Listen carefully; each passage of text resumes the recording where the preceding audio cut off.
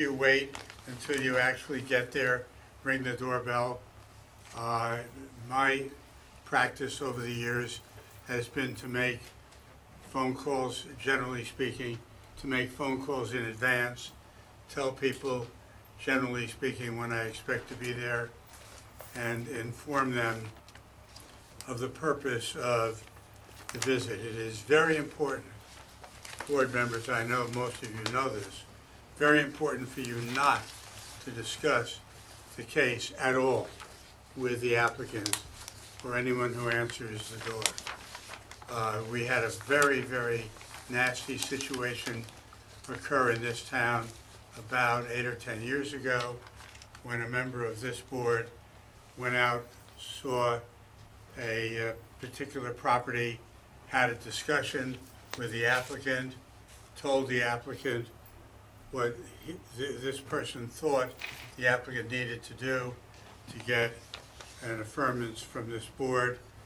The applicant did that. The application was denied, and subsequently all hell broke loose.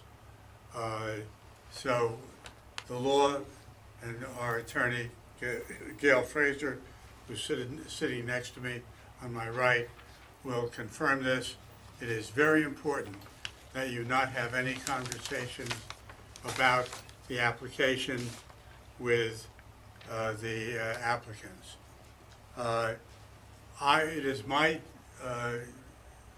practice when I make the call to be sure, if I know from looking at the documents and the plans that I have to go to the rear of the house, I make it a practice to find out if the rear is available or whether it's locked, and if there's a dog or some other animal that might escape or attack me. I am careful to be sure that the applicant knows when I'm going to be there and make sure that the pet is not in the backyard. Now, two other things very quickly. Do not, under any circumstances, go on the property of next door neighbors.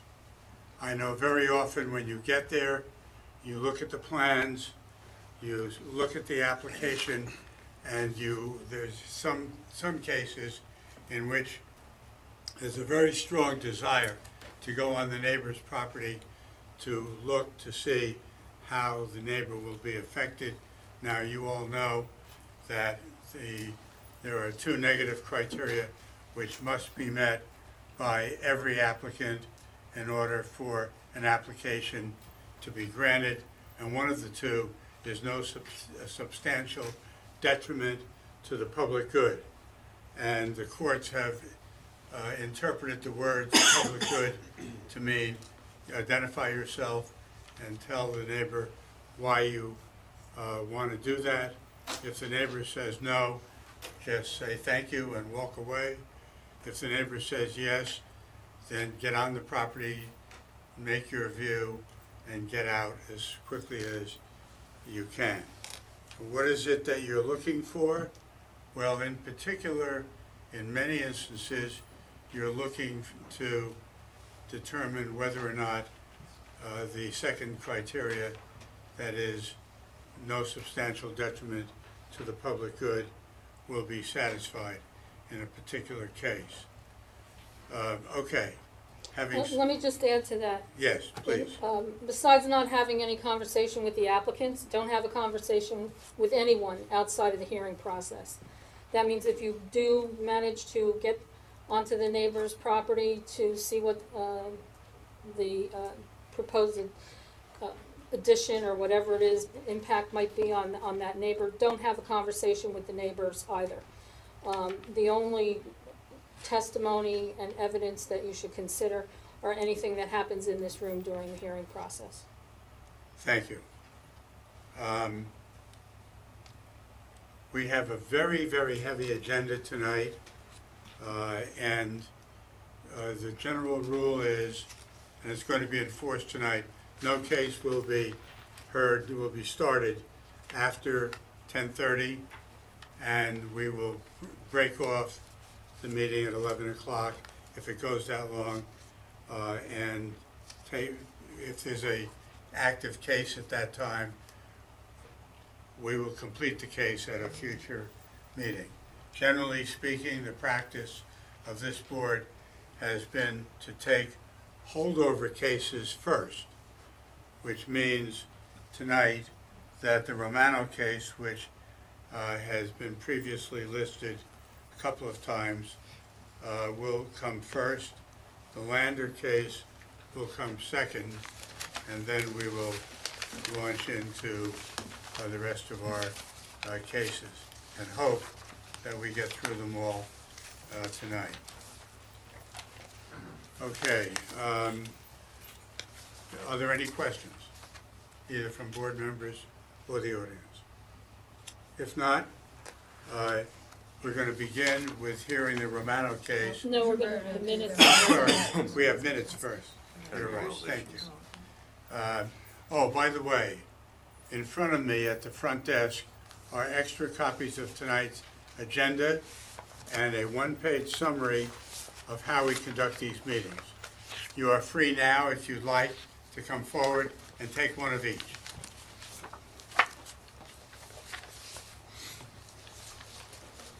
Okay, we have one set of minutes that are going to be, that are up for approval tonight. It's the minutes of the night of August the 5th. Were any, did you receive any comments, Eileen, on these minutes?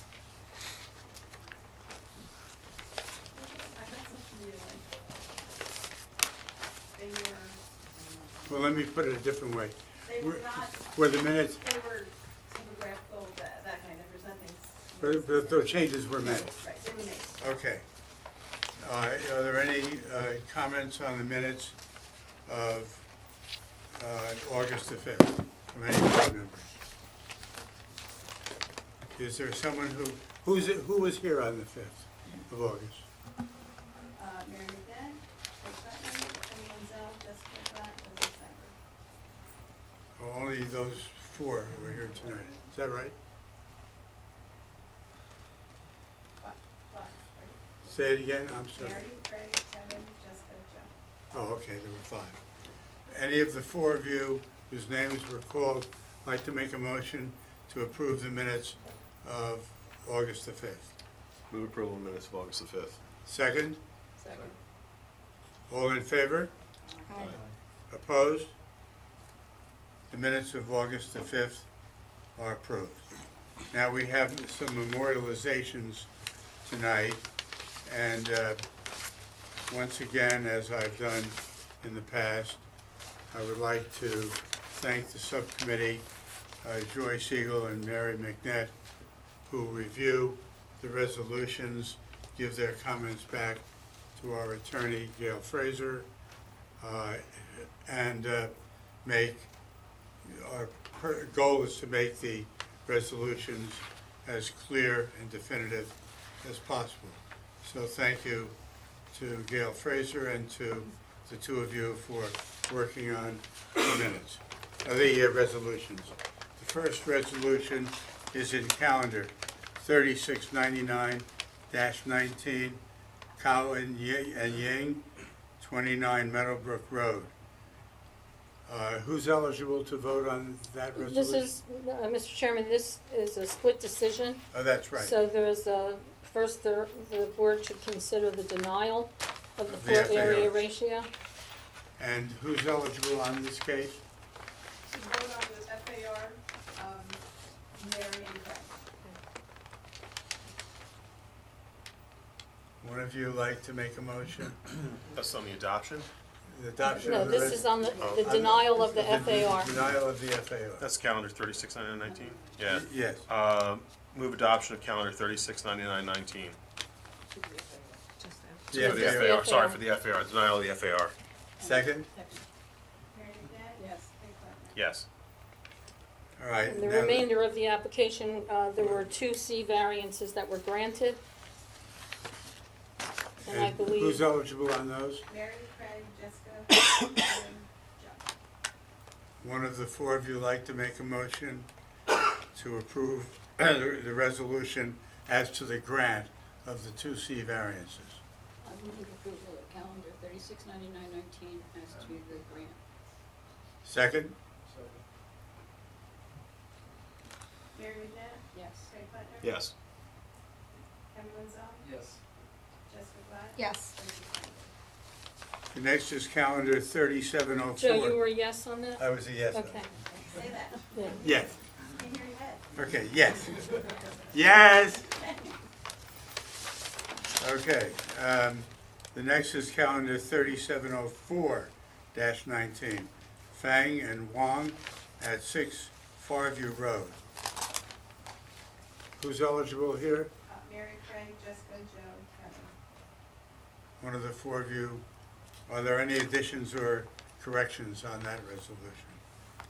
One of the four of you like to move that one? Move for approval of 3704-19. Second? Second. Mary McNabb, Yes. Craig Plattner. Yes. Kevin Wenzel, Yes. Jessica Glad. Yes. Tracy Snider. Yes. The next is calendar 3707-19. Savor and Kosararo, Constantine. 57 Maple Street. Same people? Eligible are Mary, Craig, Jody, Joy, Wolfgang, and Joe. If there are no additions or corrections, I'll entertain a motion from one of those people whose names were mentioned. Moved it. Go ahead. Oh, yeah. I move adoption of calendar, memorialization of calendar 3707-19. Second? Second. Mary McNabb. Yes. Craig Plattner. Yes. Cindy Sharma. Yes. Joyce Segal. Yes. Wolfgang Torres. Yes. Joseph Steinberg. Yes. The last one is calendar 3712-19, Estalos at 80 Chestnut Street in Millburn. Same people are eligible. Same people? Will someone like to make a motion to adopt that memorializing resolution? Move calendar 3712-19 for approval. Thank you. Second? Second. Mary McNabb. Yes. Craig Plattner. Yes. Jody Sharma. Yes. Joyce Segal. Yes. Wolfgang Torres. Yes. Joseph Steinberg. Yes. All right, thank you very much for your attention, and we're going to launch into our applications now. The first one is Romano. I understand, Mary McNett, you are recusing on this case? I am. I live in the neighborhood. As usual, there are applications that come before us in the neighborhood. Okay. That means, since we have one absence tonight, that means that both of our alternates are going to sit on this case. Let's swear all the witnesses at the same time. Who else is going to testify? Do you swear from testimony you can be truthful to the truth? Yep, yes. Yes. Names for the record. Okay, Lisa Romano. You need to speak up, that's not Sure. going to amplify. Lisa Romano. Joseph Romano. Richard Keller. Timothy Plessy. Hey, Joe. There's a woman in the back. I'm a neighbor, so. Well, you don't have to be Okay. sworn now, Okay. but I'm going to suggest that you come forward and sit in the first row so you can hear and see what's going on. I'm a neighbor as well. Come forward. Actually, take those, those No, are you- the- you'll, Admit- during the Save course it. of your testimony, you'll proffer those, Sorry. and we'll tell you what to do with them. Now, I want to make a general statement to the audience. If you are here on a case as an objector or as a neighbor, interested party, when the case is called, please come forward and sit in the first row. The reason for that is it's very hard to hear the witnesses if you're in the back of the room. Mostly, these microphones are for recording purposes, and not for amplification. So you're not going to really be able to hear what's going on. You're not going to be able to see the exhibits. unless you're in the front. So do yourselves a favor, come forward when the case you're interested in is called. Proceed, please. Thank you for hearing our case. My name is Lisa Romano, and my husband and I have lived at 20 Park Road, Short Hills, for over 16 years. We are here tonight to request a variance to permit the construction of a small house on the excess land adjacent to our existing house. We intend to live in this new house and sell our existing house. At this stage of our life, our current house is too large and the age requires extensive maintenance.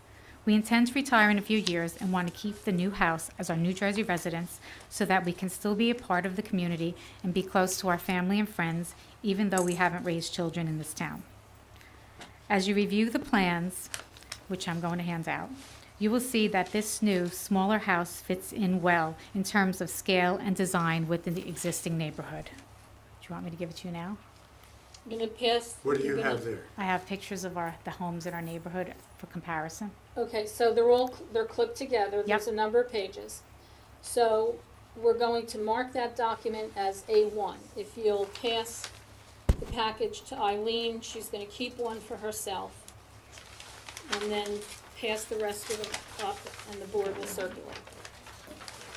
You won't need it Now that package includes photographs. You know how many photographs offhand? now. 12 or 15.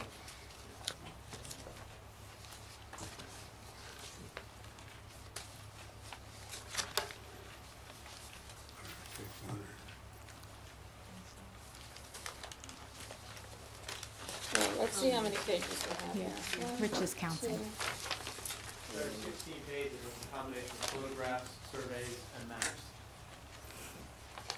Okay, so it's 16 pages. Thank you. As some of you may know, Park Road is a very charming dead-end street with small houses generally built in the 1920s. The feel of the neighborhood is more charming and quaint, comparable to the Glenwood neighborhood.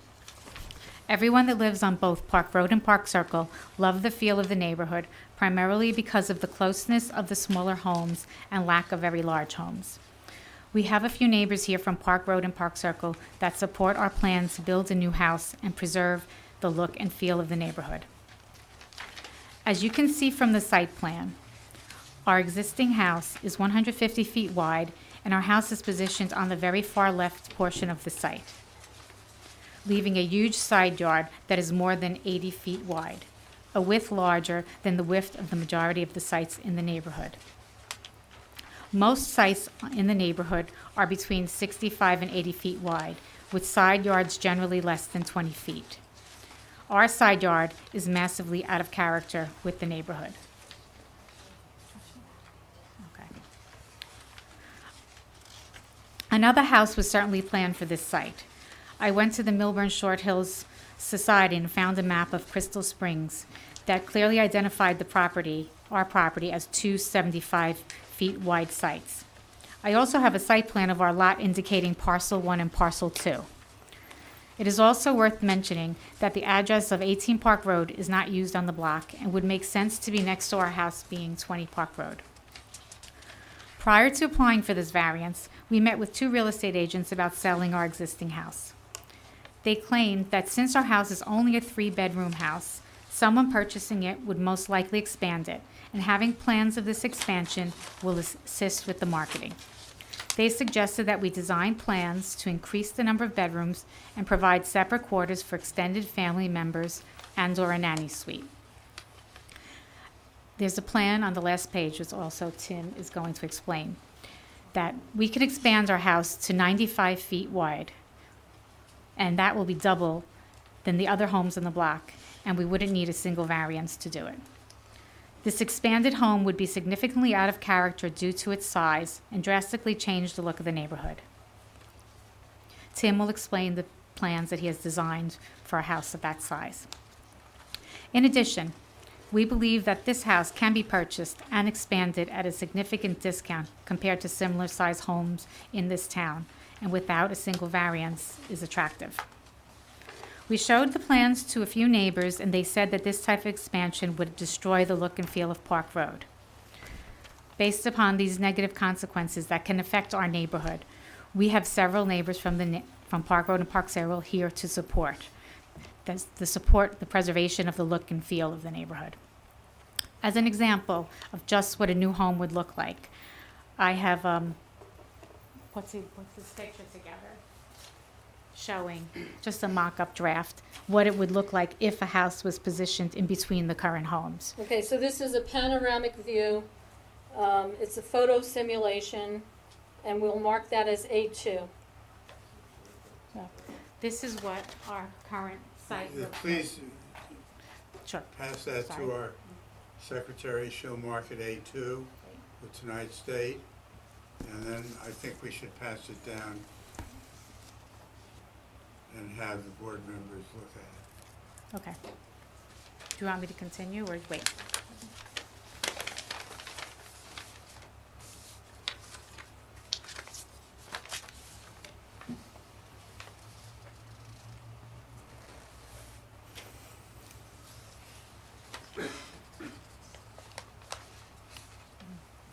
The house that is there is similar to one that was designed that would be built there, just so you can get a feel of what it would look like.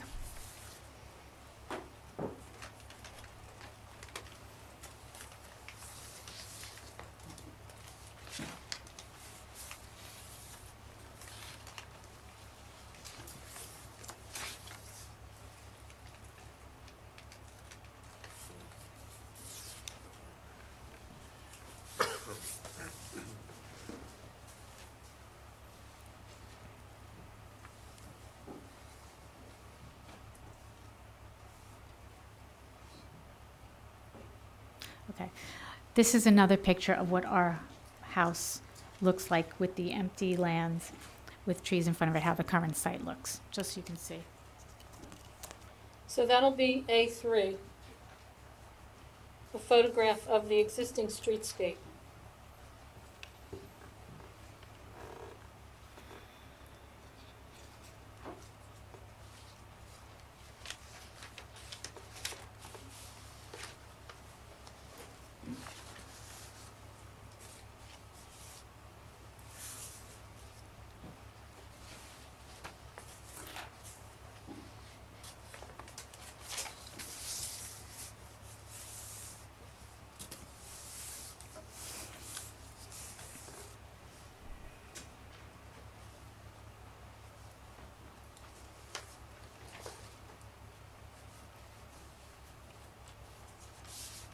Okay.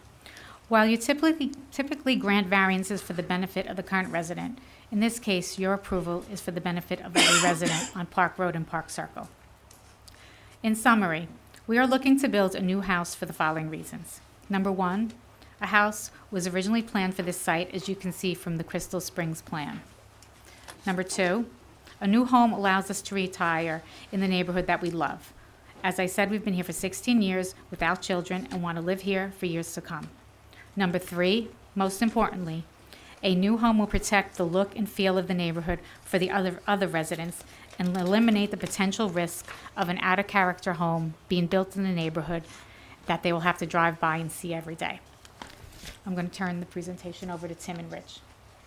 Oh, do you have any questions? All right, are there questions from board members of this witness? I just have one comment, Yes. not a question.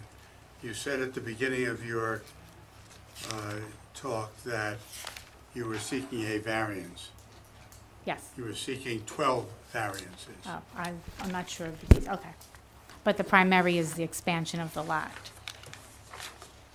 Anyone in the audience have any questions for this witness? Now, for those of you who are here for the first time, the way this works, and it's indicated on that sheet in front of me, on the table in front of me, I ask the audience after each witness has finished if there's anyone in the audience who has a question. This is the time for questions only, not comments.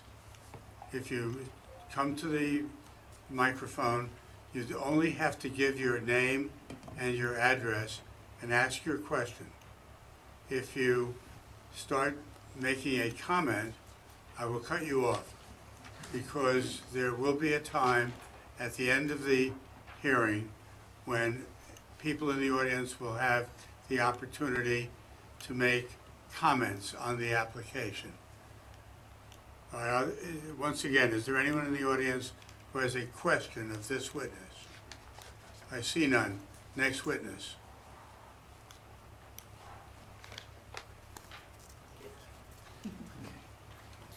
You know the drill. Let's have your qualifications.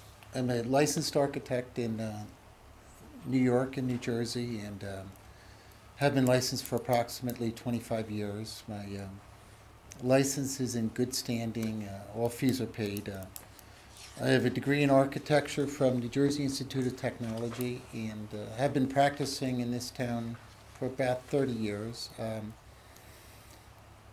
And I've appeared before this board on numerous occasions, and in many other boards in the area, and as well as multiple boards out of state.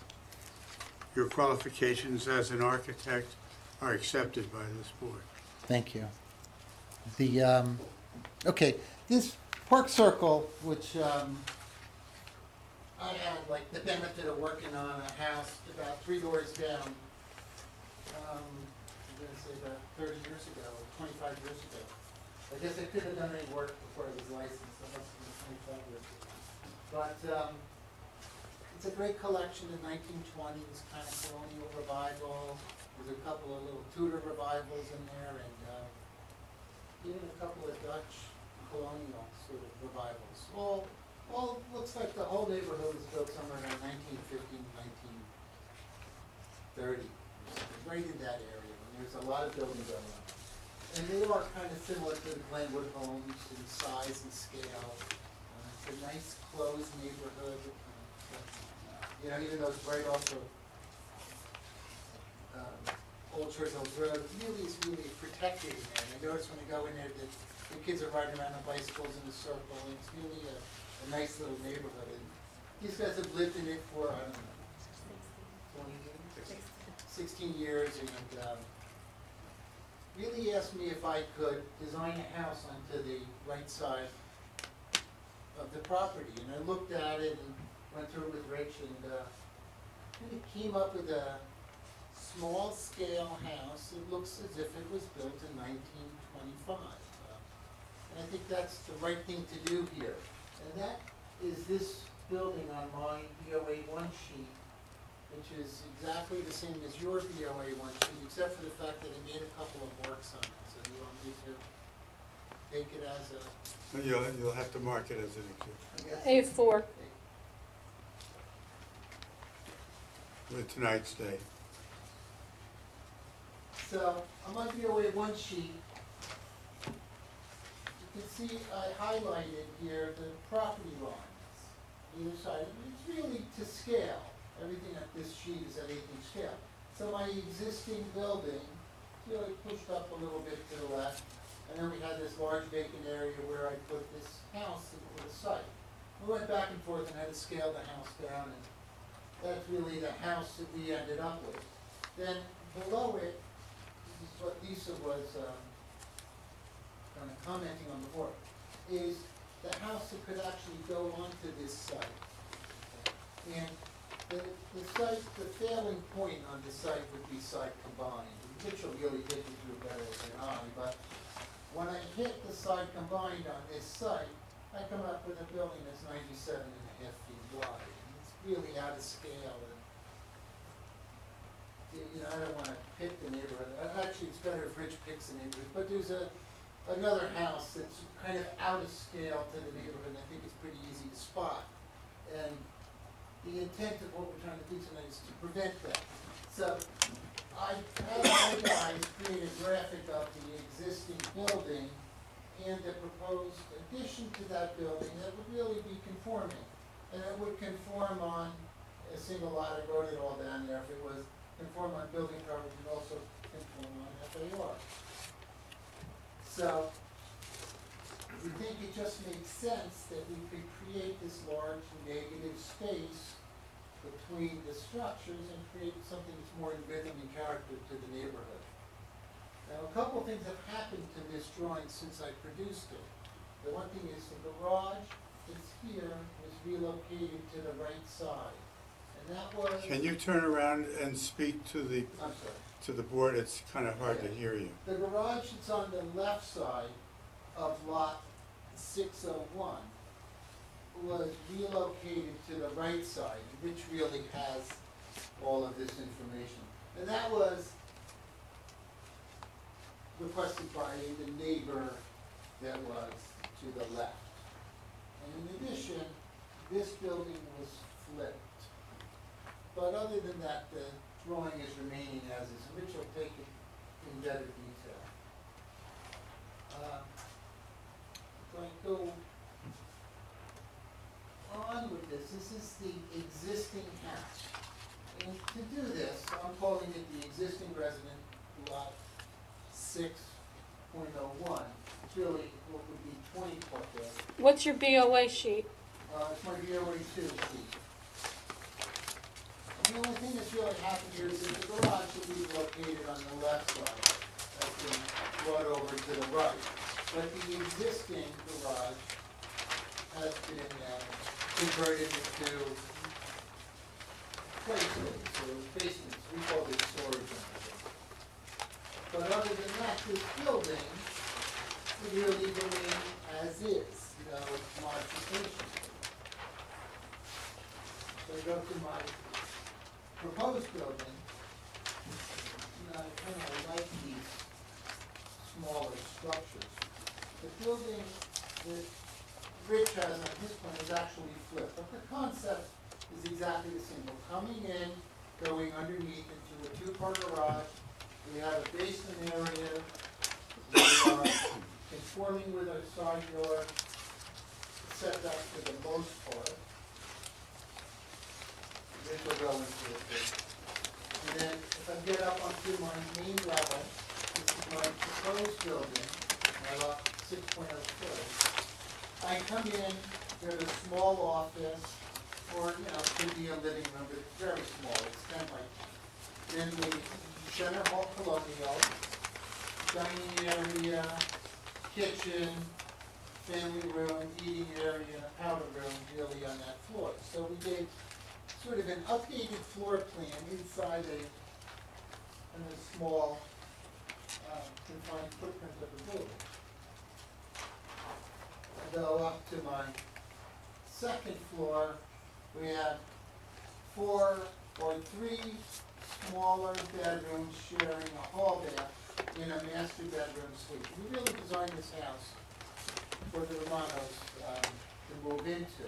The front elevation of the building, at its center hall, colonial, front door in the middle, dining room on the right, which is now actually flipped, and the office or family room on the other side, bedrooms on the second floor, and a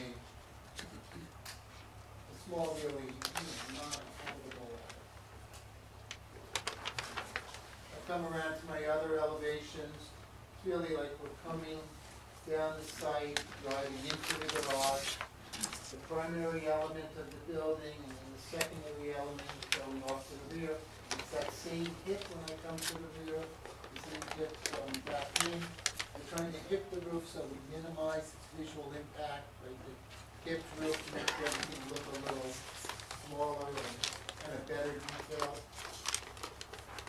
And then my right side, I come down with the building, the hip comes through, the other hip goes into the rear, the master bedroom, family room at the lower level. That's really all of my drawings. All of the materials that we're using would match the materials from sort of a 20s house. We're talking about a building that would really fit into this neighborhood and looking as if it was built when all these other homes were built, all these kind of, the colonial revival, the Tudor revival, and the Dutch colonial revivals. Is there any questions? Did I give you too much information?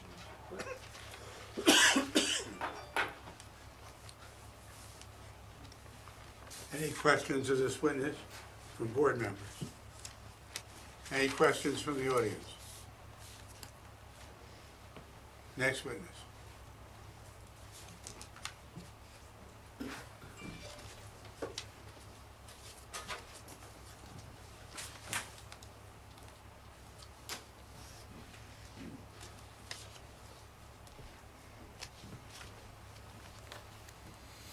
Richard Keller. I am a licensed engineer and planner in the state of New Jersey. I've been licensed as an engineer for a little over 30 years, as a planner for 29 and a half. I hold a Bachelor of Science in Civil Engineering from Rutgers University with a concentration in water resources and environmental engineering. And I also hold a master's degree in architecture from the New Jersey Institute of Technology with a concentration in urban planning and design. It's an institute that I also taught at for approximately 11 years, 4 or 5 undergraduates, 6 or 7 graduate, and I have appeared before this board, the planning board, approximately 110 boards throughout the state of New Jersey. I am also currently the Board of Adjustment and Planning Board Engineering Consultant to the Township of Long Hill, and I have been in the same role as an ad hoc fill-in member in South Orange, and I've also provided planning consulting testimony to the Board of Adjustment in the Township of Caldwell.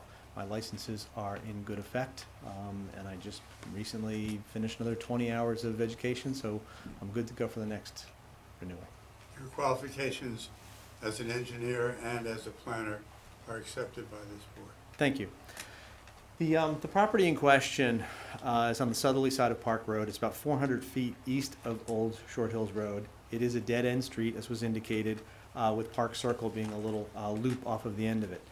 It is a rather unique neighborhood. For those of you who have never wandered onto it before, I hope you got to wander through the full length of it in preparation for this, because it is a unique little neighborhood. It's a unique enclave unto itself. It is a neighborhood that was largely developed between 70 and 75 foot wide lots, 150 feet deep roughly. So most of the lots are between 10,500 and 11,500 square feet. And when I get to my planning testimony directly, I'll have a handout that kind of quantifies some of that. It's a neighborhood. It is in the R4 zone, however, where 100 by 150 square foot lots of 20,000 square feet are required. So it is a neighborhood that is substantially under the required R4 metrics. In fact, it really sits between the R5 and the R6 zone in terms of its requirements. R5 being 75 foot wide lots containing 14,500 square feet, and the R6 being 60 by 90 wide lots, 60 foot wide lots containing 6,000 square feet. So you can see it sits right in between those, and a number of the lots are actually down in that 60 to 65 foot range. I do have a handout. My client is very active, and so she duplicated a little of my work, but I do have a handout that's a little more in detail. And here.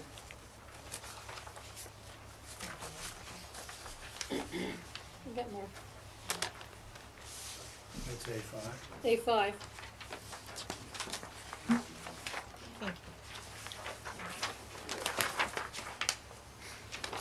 I think I need one too, Rich. Oh, I got one. Yep.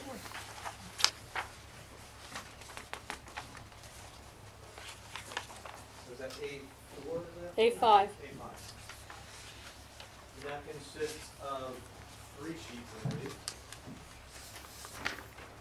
The first is the 1934 filed map in conjunction with the 1928 Robinson's Atlas, showing how this neighborhood was developed. The upper right-hand corner is the Robinson's Atlas. That goes back from, it was printed and published in 1928. So we don't know exactly when the original Crystal Springs Park map was created, but you can see that the subject property is right in the center where it says number 149. It's 8-9 and 6-7 are the 2 lots. You can see that all of the lots from Evers continuing to the east were developed to be 75 foot wide lots up until the last lot, which is 70 at the back and 83 at the front. And that actually dead ends into lots that face on Farley Road. So the bigger lots that face into another part of town. So that was the original dead end road. Again, all developed as 75 foot lots. You can see that as of the 1928 Atlas, the house was already built on the property. 1934, there was a file map, again filed, this original Crystal Springs map may not have been filed, but there was a map filed in 1934 that sort of reiterated that 75% and a few lots and developed in Park Circle to the north side. So you can see again, the two shaded areas would constitute the Romano's property. Originally, both 75-foot wide lots. If you look at the back side, you can see both 75. All the lots continuing up the street are 75. This lot, this subdivision does expand into homes that were probably built further to the west. It does pick up an 81.84 foot lot and a 65 foot lot. Most likely, back in this era, these were really used for firefighting purposes and tax purposes. These maps were, the 1934 map was used to create the lots. And so they don't show the property of the houses. So in all likelihood, having 75-foot lots, the 181.84 lot probably was designed to accommodate an asymmetrical home or a larger home, and then the 65-foot lot, and then the large property in the corner.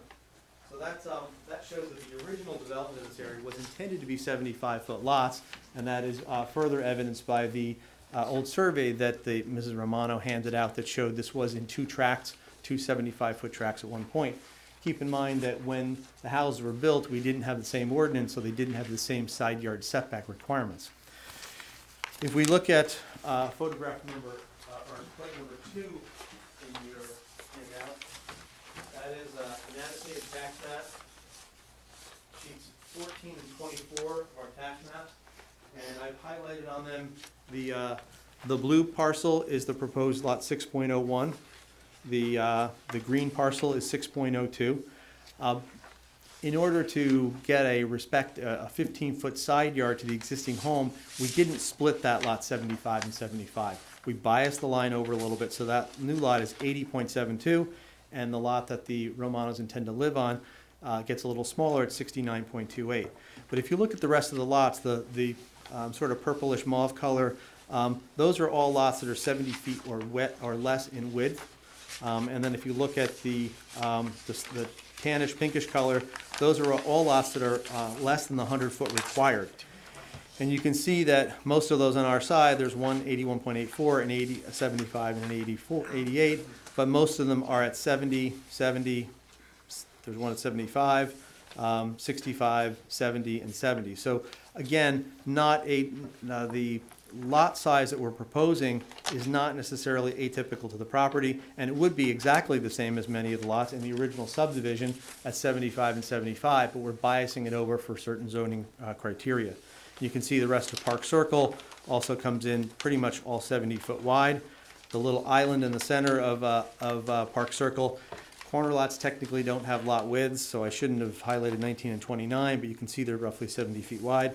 Those and all of the lots containing the red dots are less than the 20,000 square foot required in the zone, most of them considerably.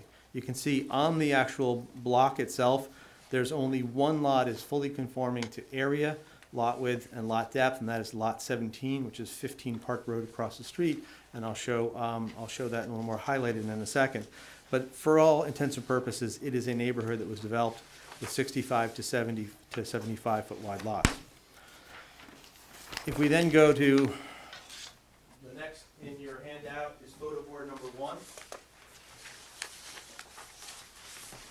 photo board number 1, we start in the upper left-hand corner with the house immediately to the left or east of the Romano property, and that is 22 Park Road, again looking south from the street. We move right over to the Romano house at 20 Park Road, looking south from the street, and again that house is not proposed to change any, except that because we only have a 15-foot side yard, we can't activate that garage. It becomes children's play area, and so we've moved the garage into the backyard. If you look in photograph number 3, that's actually an asymmetrical view of the vacant lot. If I move over further, there's some trees in the way, so we try to get a view looking down into 20 Park Road. That's the area, the proposed 6.02. And while it's not unattractive, it is odd, and when you come down the rhythm of the property as to why that's the 175-foot wide lot that wasn't developed. And actually, the original rationale for that was that that's where the drainage ended in Park Road. It actually dumped into a swale that went down through the properties onto Brookhaven, I think, below us. and that's where all of the drainage from that area went, so it was kind of a semi-unbuildable lot. At some point in the 60s or 70s, the town extended their stormwater system up to Old Trail Hills Road using that swale as an overflow. That overflow has never activated. When the Romanos did a pool application, they actually piped it. And subsequent to that, we've gotten permission from the town because recognizing that the pipe serves no purpose, and it's no longer part of the town drainage system, we can eliminate that pipe, creating a buildable lot. But again, that was orphaned, that need was orphaned in the 60s or 70s when the town extended the storm sewer. So there was sort of a rationale, but it's interesting when you come down because it is the sort of the missing tooth in the smile of those attractive homes as to why that property was left vacant. And then we move further to the right, that's 14 Park Road. That has a double front-facing garage on it. A lot of the other homes on the street do have front-facing garages, but they're tucked on the side, many with much less than 10-foot setbacks to the side yard. The next one is number 12, looking from the street. You can get a sense from the first 5 photographs of the character of the homes on the block. Across the street is 17 Park Road, which is lot number, I'm sorry, I got that right. It's actually 15 Park Road, which is lot 17. I apologize for that. And that's the only lot that's conforming in the neighborhood. That you can see that had an expansion done to what was a split level actually, converted by a builder into a home that is, while not unattractive, it's certainly not in character with the rest of the neighborhood. It is one of the outliers in terms of its size and scale, and it's well maintained, but it certainly doesn't speak to the character of the colonial revivals and the 4 squares that exist on the rest of the block. Let me just clarify. So what you're saying is on photograph number 6, it should read view of 15 Park Road, Correct. which is actually lot 17, the only conforming lot on page 2 of your exhibit. That is correct. Thank you.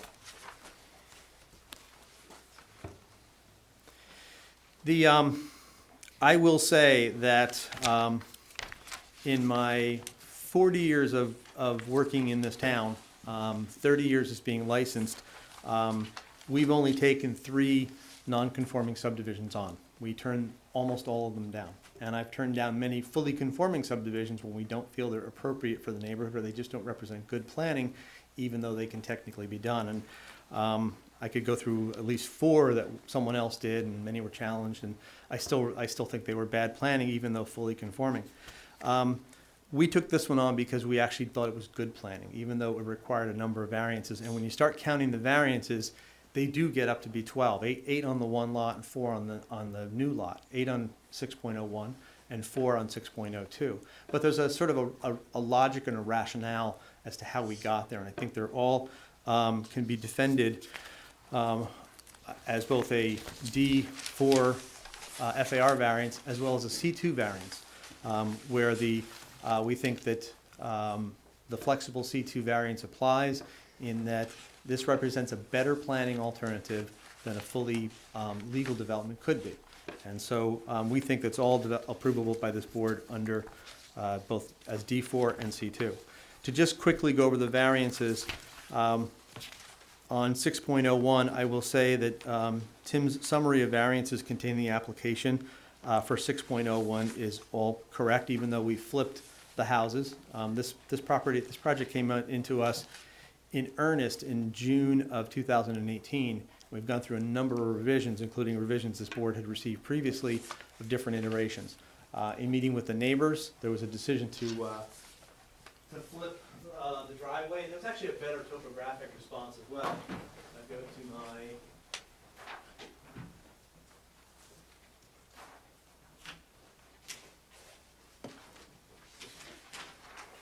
hopefully if I catch up. Sheet number 2, that's the existing property. Driveway comes in on the right, side feeds into the lower garage, in-ground pool in the back, which we're planning on removing. There was the pipe that traversed the property, which the township engineer said we can remove, leaving a large gap on the right side. When we moved the driveway, originally it was on the left, and we had a driveway on the left of both properties. We go to our subdivision sheet. This is sheet number 3, it's the exact one you have before you, our preliminary major subdivision plat. It is dated 10/31/2018, and it is revised to revision number 1, revised building and driveway layout on 9/6/2019.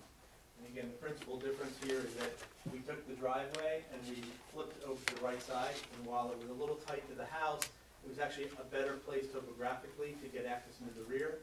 We also were able to move the attached garage and drive away from the contiguous neighbor to the east, and so that any closeness in proximity to the house we're taking internal to the two lots.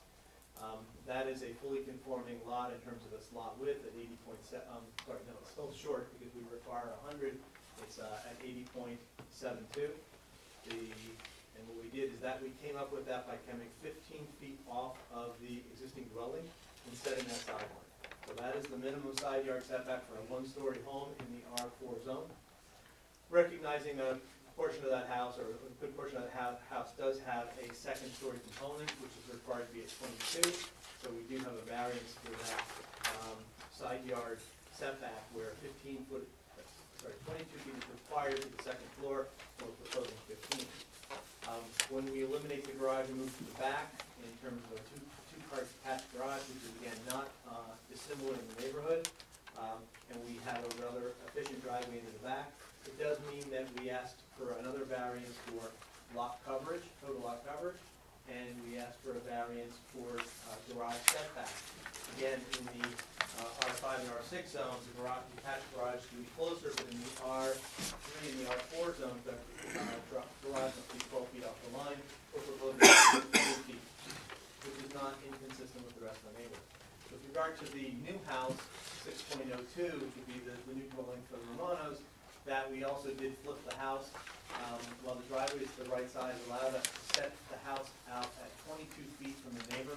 So we do meet the required side yard. So we want first and second stories on the new lot 6.02. On the other side, the house was designed to be 15 feet off. However, that second story, when you try to get a viable second story in there with proper wood front hallways and bedrooms, things like that, we couldn't get to 22 feet. We designed it at 19.28. So that's a deviation also to the second floor only. Again, not inconsistent with the neighborhood, which was developed in the 20s, but it doesn't meet the R4 standard, which is a difficult overlay for this type of neighborhood. So in terms of the variance relief for 601, we need a variance for lot area. 20,000 square feet is required. We're at 12,108. Lot width, 100 feet is required. We're at 80.72. The front setback exists at 39.59, where 40 feet is required. The average is actually less. We are to the second story, again on that right side, for the existing dwelling, which is a two-story face on that side of the building. 22 feet is required. We're at 15 feet on the right side. We also need a variance for building coverage. We are at 2,498 square feet. That is 20.63, where 14% is permitted. But again, that's still within character of the neighborhood, we believe. Lot coverage is conforming on 601. The FAR does come in at 26.54, and I'll have a handout that shows that while that is over the 26% permitted, it's only over by 66 square feet, and that's the metric we really look at in terms of not overdeveloping the neighborhood. We have many other properties in the neighborhood that exceed the 26% by a fair amount. We also do need a variance for, as I indicated, the side yard setback where 12 feet is required. We're coming in at 3.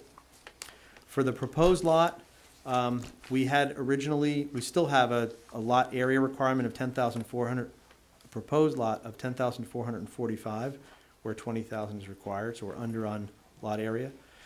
Lot width, we're at 69.28. Again, we bias it away from the 75 to make sure our setbacks worked, and you got a reasonable house, and that's where 100 feet is required. We also do have that second story to the internal of the two lots, where 22 feet is required, or 19.28. We did notice for an FAR variance on 6.02, in discussing the application with the applicant, they indicated they could eliminate that variance, bring that down to be exactly 26%. So we're looking to eliminate the FAR variance on the proposed lot. So it would be a conforming 26%. That's on lot 6.02. Correct.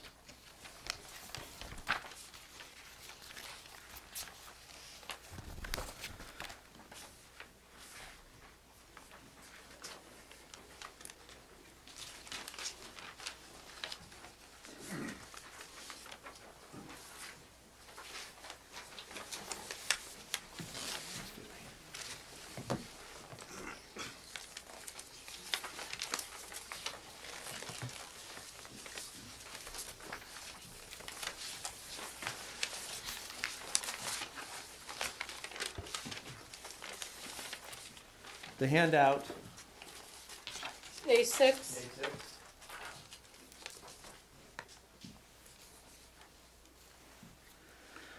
this is an analysis using property data records from the tax assessor's office to get a handle on both lot area in the neighborhood, lot width in the area, as well as building coverage and floor area ratio. And I will say, in terms of both building coverage and especially FAR, these numbers statistically generally tend to be conservative. They come in under, because I can't tell how much of the attic might be considered floor area ratio, so we don't count any of the attic. And the same with building coverage. We take out anything that we can't see in the backyard that we think might. There are some areas that it's unclear as to whether there are patios that are covered or not, so we don't count those. So generally, we're taking numbers that are highly accurate for the subject property, and actually a little conservative, but I still think even with that margin of error, they tell a good story. They start with block 1401.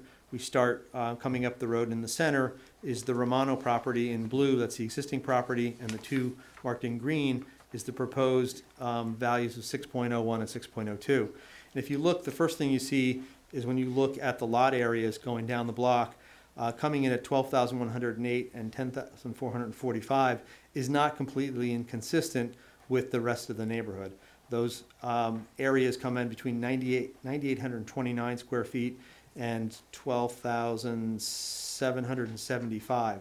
So we're really right in a sweet spot in terms of lot area with the rest of the neighborhood.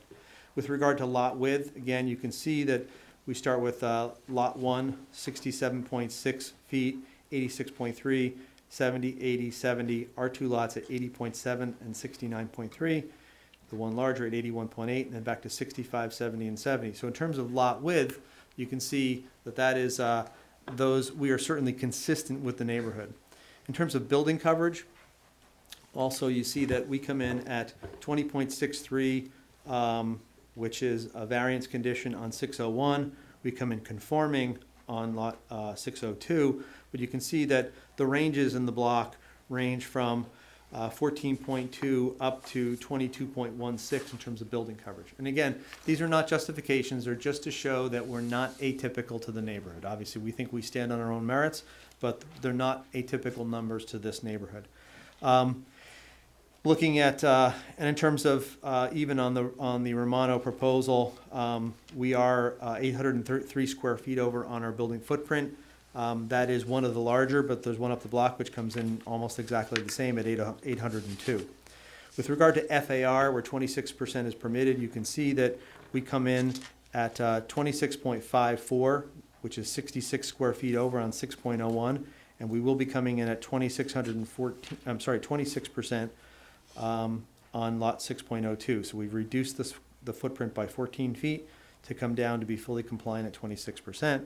And again, you can see that the ranges on the block do run from conforming up to 38.5, 29.3, 26.7. So we're certainly in the middle of the pack in terms of FAR. So again, we're not certainly overwhelming the neighborhood in terms of the FAR either. FAR variances are, we talk about them as use variances, but they're different than use variances. They do require 5 affirmative votes, but we don't have the same type of proof required. For an FAR, FAR is addressed pursuant to the Randolph Town Center case, which follows the Coventry Square criteria, and using that criteria, the applicant must show that the site can accommodate the increase in FAR without substantial detriment to the public good or the public zone and plan. And the applicant, essentially the applicant must show that the site will accommodate the problems associated with a floor area that is larger than that permitted by the ordinance. And the usual problems, quote unquote, are overcrowding on the site, loss of air, light, and open space along neighboring properties, and overwhelming the scale of the neighborhood. And the standard for a test when you're doing an existing dwelling becomes how is the architect integrated the mass. But actually the one that we're talking about, there's really no change to the mass. It is the existing character and scale of the neighborhood. We're just making the lot is coming down to be consistent with other lot widths in the neighborhood, and it pops us over on FAR. We think that the existing house actually is fairly light on its feet. It looks attractive. It looks well scaled. The massing modulates between the first and second floor. The roof lines vary so that it actually feels light on its feet. And really what drives the FAR variance is the freestanding garage in the backyard. And that was really, we couldn't functionally use the existing garage, so when we went to the freestanding garage, we thought it was important to have a two-car garage. There are other two-car garages in the neighborhood. They are important because often it ends up being one car, and the second space is where the bicycles go, the snowblower goes, the lawn maintenance material goes, and so it increases the likelihood that all that stuff goes into the garage, not in the yard. It also means one car gets to go into the garage. Again, we think that it is not an over-intensification of the site. There is no height variance with that property. The FAR is only over by 66 square feet, which I think, I know I'm not an attorney, I can't use the word de minimis, but if I could, that's the word I would use. It's fairly minimal. We think that the 80.72 foot wide lot can certainly accommodate the two-car garage with no negative impact. And we think there's certainly no adverse impact on the adjoining dwellings. It is mitigated by the enlarged setback to the other. We have maintained our setbacks to the sides on either side, and the only place we have side yard deviations are between the two lots, the lot that the applicant will be selling and the lot that the applicant will be moving into. And again, still consistent with the neighborhood. The rest of the variances on 601 and 602 for lot area, lot width, building coverage, second story side yard setback, accessory setback, and street facing garage on 601, lot area, lot width, building coverage, and second story side yard on 602, we all think can be approved under C2. Under 4055 D70 C2 applies when the purposes of the Land Act are advanced and the benefits resulting from the deviation outweigh any potential detriment. This is basically called the C2 flexible variance, where you don't need to have a hardship.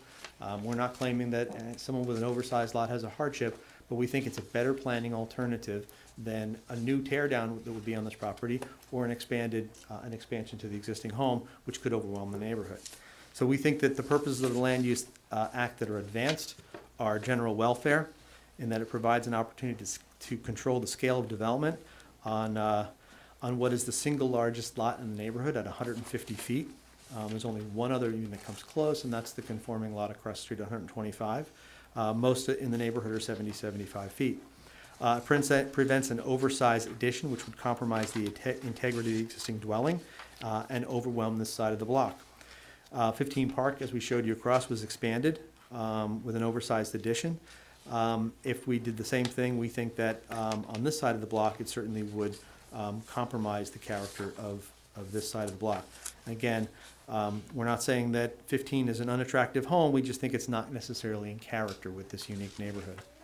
We think that other sections of the Land Use Act that are advanced is 4055 D2G, which is to provide a sufficient space in an appropriate location for a variety of residential uses to meet the needs of all New Jersey citizens, and Millburn especially. This provides for a modest-sized home. It allows longtime residents to downsize within the neighborhood, and it provides a smaller house to meet the needs for smaller housing stock. Not everything needs to be a McMansion, and I think that certainly the new house on this lot is smaller than most in the neighborhood, but certainly keeping in character.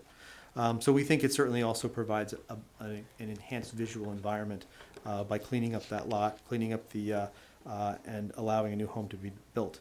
I would say The Romanos do plan on moving in the new, and they've already had, they've told me they've already have offers of people wanting to move into their own home because the house is loved in the neighborhood.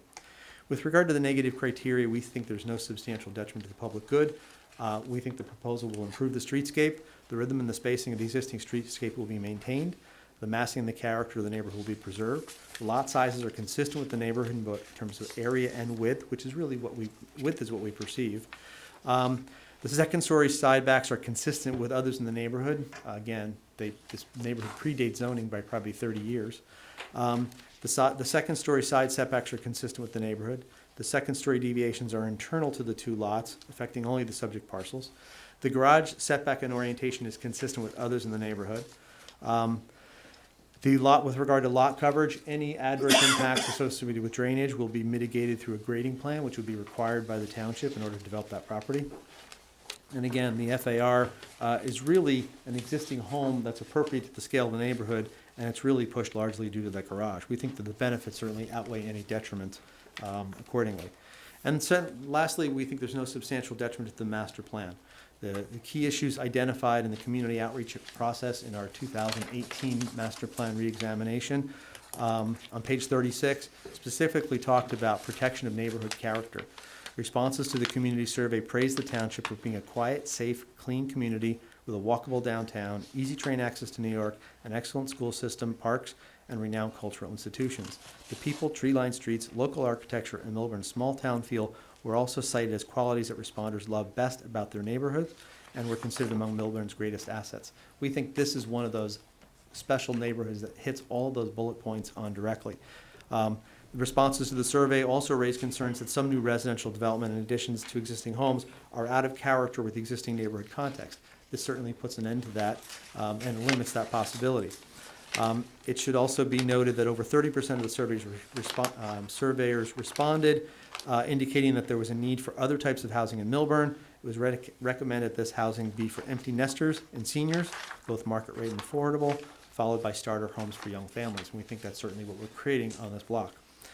With regard to the goals of the master plan, goal number 1 is to encourage appropriate land uses to promote the character of the township as a small suburb of the highest quality.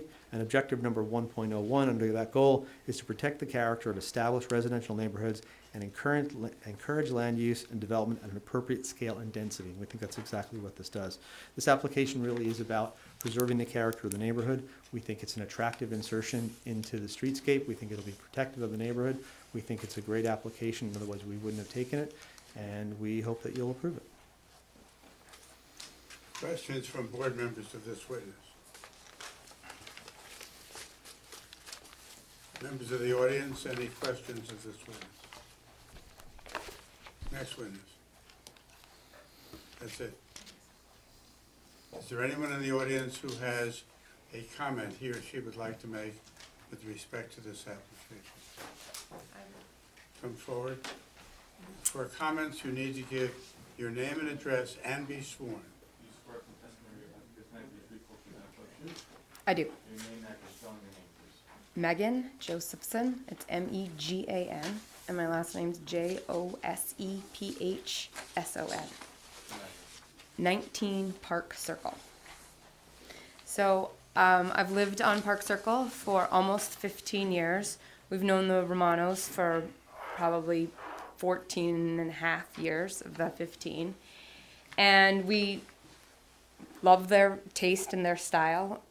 We feel that the house that they've mentioned on 15 Park Road doesn't really fit into our neighborhood, and we fear that this has the potential to have another big house on the other side.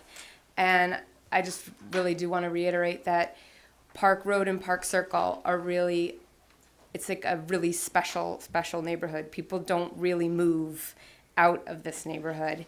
And it just has an unbelievable feeling. And my kids have been, you know, little kids have grown up and people don't really leave. And I think that to create another house on the street that fits in character with the street is a better alternative than a big, another big house. And I do think that they'll do a good job. Anyone on the board have questions of this witness? Anyone in the audience have any questions? Anyone else?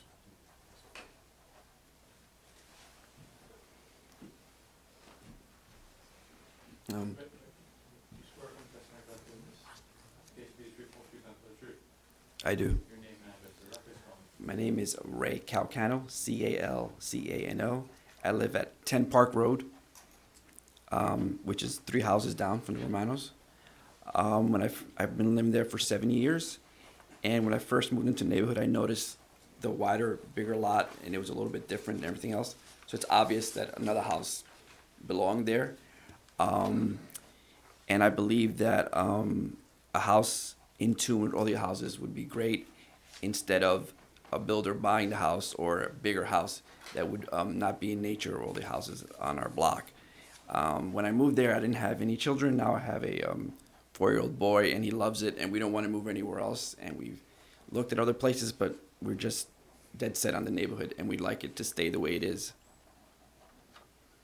Any questions from board members of this witness? Anyone in the audience have any questions? Thank you. Is there anyone else who wants to speak to this application? I'll close the public portion of the meeting. Board members?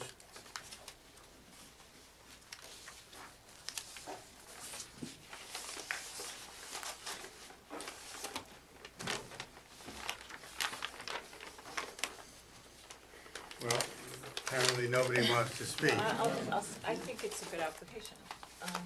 I think that it would be very bad if someone did just do a large addition. And I think it's the right thing, and clearly that's what it was meant to be historically. I know there's a lot of variances, but I think that they're minor and they're all justified. Well, since nobody else, I don't know if this can be, I don't know if you can consider this or not, but I was just kind of running through these variances as though this were an R5 lot, and they both been, if this were, R5 zone, and several of these variances would go away, were that the case. I want to address that issue directly.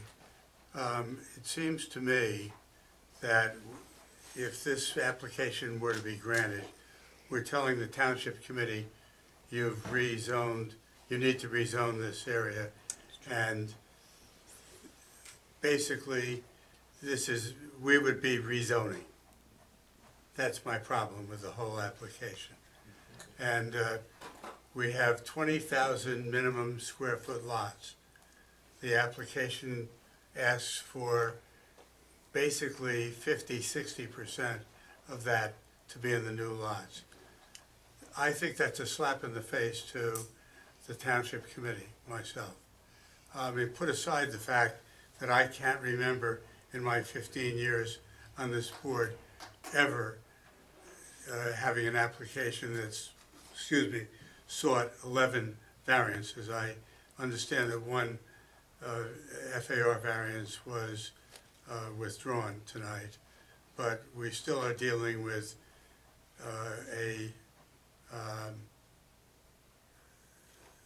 one FAR variance, and I think now 10 other variances. I can't vote for this application. I think that the application should be made to the township committee, and I think you're absolutely right. If this area were to be downsized in terms of the zoning for this area, most of these variances, maybe all of them, would go away. But I don't think it's the job of the zoning board of adjustment to grant an application with this many variances, and in particular, the lot area variances really, I think, are dramatic. What is sought here is dramatic. I would not be in favor of it. Can I just ask you a question, because I think that this is an unusual application. When you say that, it could potentially, could it potentially go before the township committee, or? Sure, why not? Has there been precedents where this has happened before? I don't know. I honestly don't know. Okay, I have a question. In the procedure, does anything ever go first to the township committee? Like, why did it come here? Probably 'cause it's not a legally subdividable lot. Well, to go before the township committee, they would be asking, they can't ask for this one property to be rezoned. They would have to basically ask for this entire neighborhood to be rezoned. Park Road and Park Circle, right. Right. So, oftentimes applicants, before they would consider such a move to go to the township committee, because that may entail, a long period of research, the planners get involved, what kind of impact that would have. Very often an applicant will make an application, and as this applicant has done, and they present testimony, which in their view demonstrates that they've provided the necessary proofs to support the grant of subdivision and variance relief. I also want to make one other comment, and that is that we are also faced with the specter of a huge new house or an expanded house being built. This couple has lived in that house for 16 years. That was the testimony. It wasn't expanded in 16 years. Why are we assuming that someone is going to now move in and expand it? And by the way, although this sounds harsh, under the municipal land use law, the desire of a landowner to remain in the neighborhood is not a reason to grant a variance.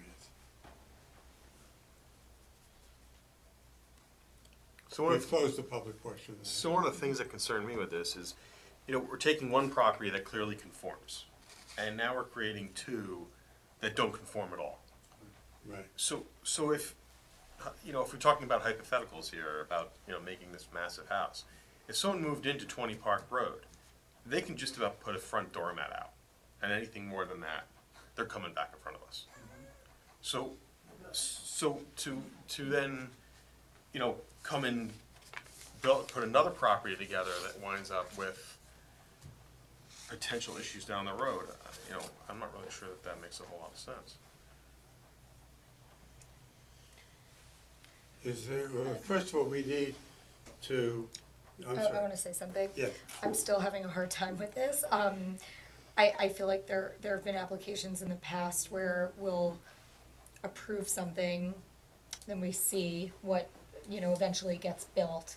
And we've made this mistake as a board in the past where, we take a chance on something and then there's some huge kind of monstrosity that really destroys the whole character of a neighborhood and really destroys a streetscape. And I would just caution my fellow board members to think about that too. But I mean, this is tough because, if we do grant this, we're granting multiple variances to and making two non-conforming properties. But, I just wanted to mention that to the board to think about some other decisions that we've made in the past where then we see what actually gets built.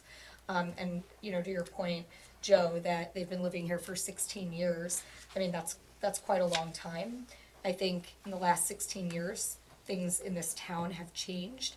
And I think it is not a far-fetched kind of thought to think of a builder purchasing a house and building an enormous, knocking it down or doing a huge addition. I think that's kind of, for better or for worse, the direction that that the township is headed in. So Is it our job to curtail that? it's If it conforms, if it's a conforming house is built there, regardless of its size. no, but it is our job to, part of our job, I think, is, preserving characters of, of neighborhoods and, the streetscape, and this is a special neighborhood with a lot of character. So I'm still mixed. I haven't made up my mind, but I just like to give kind of another perspective before we rush to a vote. So it's kind of a question of venue then. We should see brought before the township committee first. I mean, how many neighbors does it take to get together and ask to have a neighborhood rezoned? I don't know how that works or how arduous that is, how realistic or unrealistic it is. I mean, I agree with what Jessica was just saying in terms of what it does to preserve the character, but also what Joe said, the fact that it's basically puts us in the position of rezoning a neighborhood, in effect. It's not a great precedent to set. Well, I don't think. first of all, it's not a question of venue because that decision has been made. The applicant made an application to this board, and this board has to render a decision. End of story. And the first thing we're gonna do In terms is of rezoning the neighborhood, you're not being asked to rezone the neighborhood. You're being asked to grant a subdivision with a series of variances. This is an R4, it will remain an R4. It will just be a question of whether you're taking an existing lot 6 and allowing a subdivision to be made that creates 2 smaller lots that conceitedly do not conform to the minimum required in the zone, but the argument's been made that they conform to the existing neighborhood pattern. I think what we need to do is vote first on the remaining FAR. And remember, we need 5 affirmative votes. Do we maybe want to open it back up if they have anything to say, just in, I'd like if you could open up the hearing. Is there a motion to reopen So the moved. public portion? Second. All in favor? Aye. Well, I'd like, just so Craig knows. Well, you have to get up by the microphone, Tim. I just want to say, just so that Craig knows, this is, the house that I was showing on my BOA 1 sheet does conform. Yeah. Okay, I didn't know if you realized that. No, that could be built and Okay. never come in Well, the front. house may conform, okay. but there's a request for 3 remaining variances. Yeah, no, I know. I'm just saying. On that it does property. conform. Just one comment. I hear you that, we're looking to spot zone or, change the complexion of the neighborhood. This is the only house that really would qualify for that. Clearly, if you go back to the old, Crystal Springs, this was supposed to be a developed site. Our house would not have been moved all the way to the left side. If they intended this to be built here, it would be built in the center of the parcel. It was built to the left. There was a flooding issue, which has been resolved, and we're just trying to stay in the neighborhood. I think we're trying to really conform it. I think we've tried our best with both neighbors, moving the garage to the back, moving the driveway to the left side. We will move into the new one. The person that's buying our house will see all of that. I think also in terms of the, look, we understand the rezoning is the job of the township committee in conjunction with planning board. However, generally, when you have fully developed lots where there's only one oversized lot, it's rare to see a township committee take the time and effort to restudy that area. It's developed, not a whole lot's going to change. There are other areas where planning boards and township committees have much greater need to put their focus on. And so we find things like this, sometimes they become important, but they get put on a list and it takes 10, 12 years to get there, or at least many years. We have an applicant, it's true, they could sell this and someone could say, I want this big lot. It's true. But you could put a doormat out, but you could come back tomorrow if this was sold. And I think that our clients do have a love of the neighborhood. They do want to remain, and that's not a valid purpose of zoning. But they do want to remain in the neighborhood. They want to be protective of the neighborhood. And by doing this, that's insured. Whereas if someone else buys it, and they're not going to stick around forever. They have other places they've lived. They have other places. At some point, they're going to say, I'm not going to wait even a year. I'm going to put this on the market. Maybe a neighbor will buy it and just put a doormat out and not do a thing. But the likelihood is this is a prime lot. The big lots in Short Hills are not selling right now, but this is a prime target for either an add-on or a tear down. That market is still, and this neighborhood would still be viable. And I think you have a very high risk that this would be added onto significantly or torn down with a new house. And again, I'm not criticizing the house across the street. Other people bought that, they love that house, but it's not in the same character. And so while we had this discussion about whether this was asking this board to zone by variance, and we think that it's a fine line, but we think it's a lot that needs to be addressed, and it's one that basically, in all my years of planning and working with township committees and putting together master plans and changes, this is the kind of lots that we never see it actually happens to. And then, as Ms. Glatt said, you know, when it happens and it gets torn, then they say, oh, I wish we had acted on that, I wish we had changed that. You have the opportunity to do that here, and I think it's a valid concern to keep the existing house and create a nice gem of a small house that infills this property. And I think that the reality is it will take forever.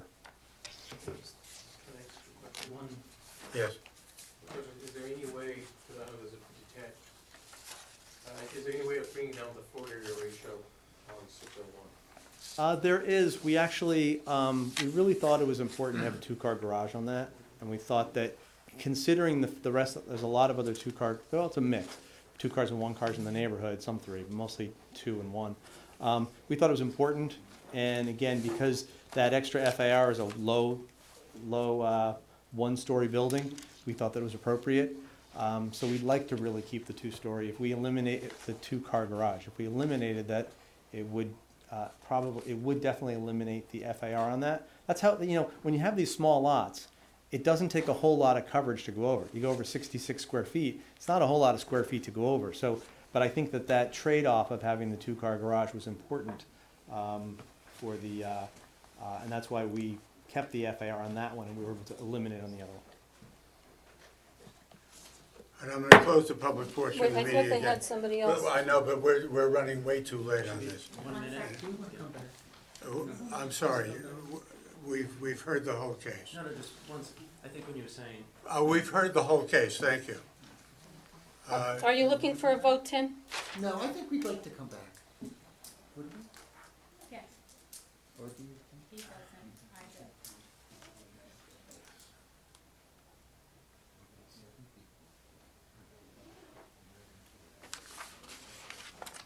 You want to take a break? Can we take a break and do another case, please? Sure, we'll do Thank another you. case. Let me go get married. Yeah, is that now?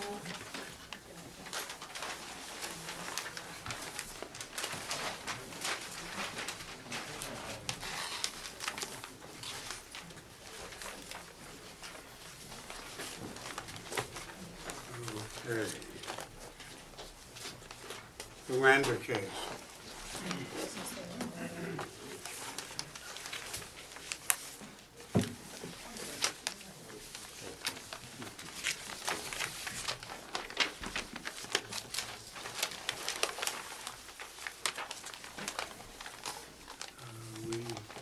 I know that was here a minute ago, I don't know what it is now.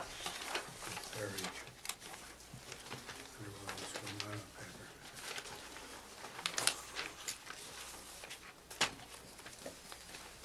there. Mr. Lander, you remain under oath. You understand that? Yes, okay.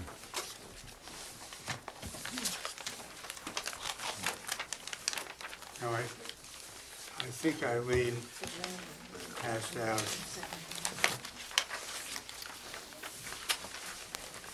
I'm trying to find one.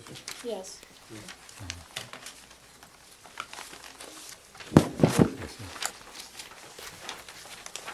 Now, you appeared previously and 2 variances were granted. Is that correct? One. One? Yeah, this is the second that we postponed it. Okay. I would briefly introduce again. My name is Victor Lander. I live in the town for 34 years.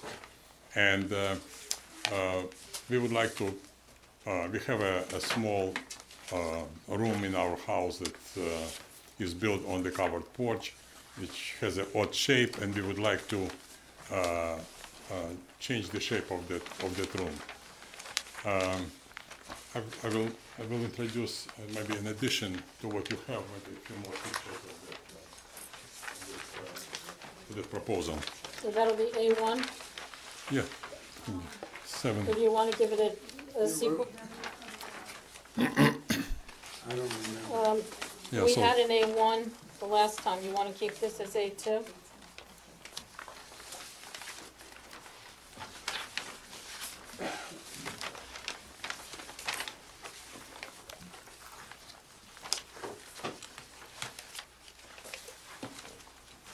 So, Excuse me 1 minute. This is I'm 7 gonna- sheets. I'm gonna ask the, Yes. swear the zoning officer, please.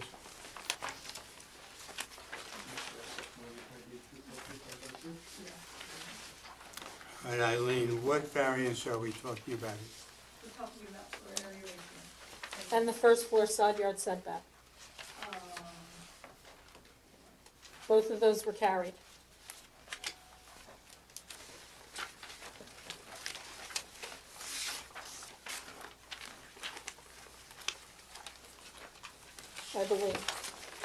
I believe the resolution that was approved was only the second story side yard setback.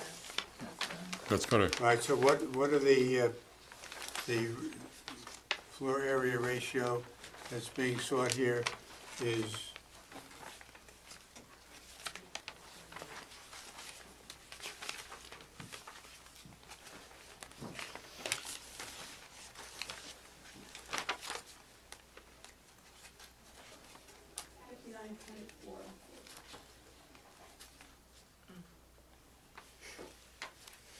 and the maximum coverage That's permitted? not coverage. I had 53. No, it's 59.4%. And the first floor side yard setback is 11.3 feet is requested, whereas a minimum 15 feet is required. I'm sorry, say that again? First floor side yard setback, a minimum 15 feet is required. This is an R4 property, and they are requesting a variance to permit 11.3 feet. Floor area ratio, they're requesting 59.4%. And the maximum, The maximum permitted is 26%, existing floor area ratio is 51.9%.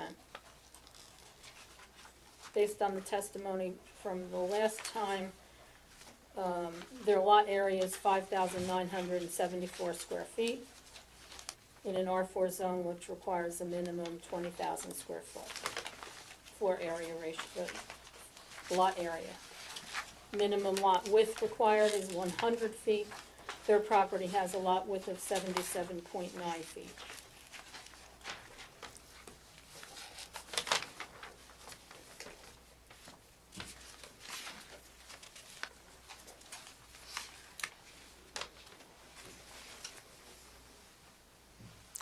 So, gentlemen, if I can continue, I would like to introduce the architect Paul Damiana to go into more details than better than I do on proposed ideas and how to do this room.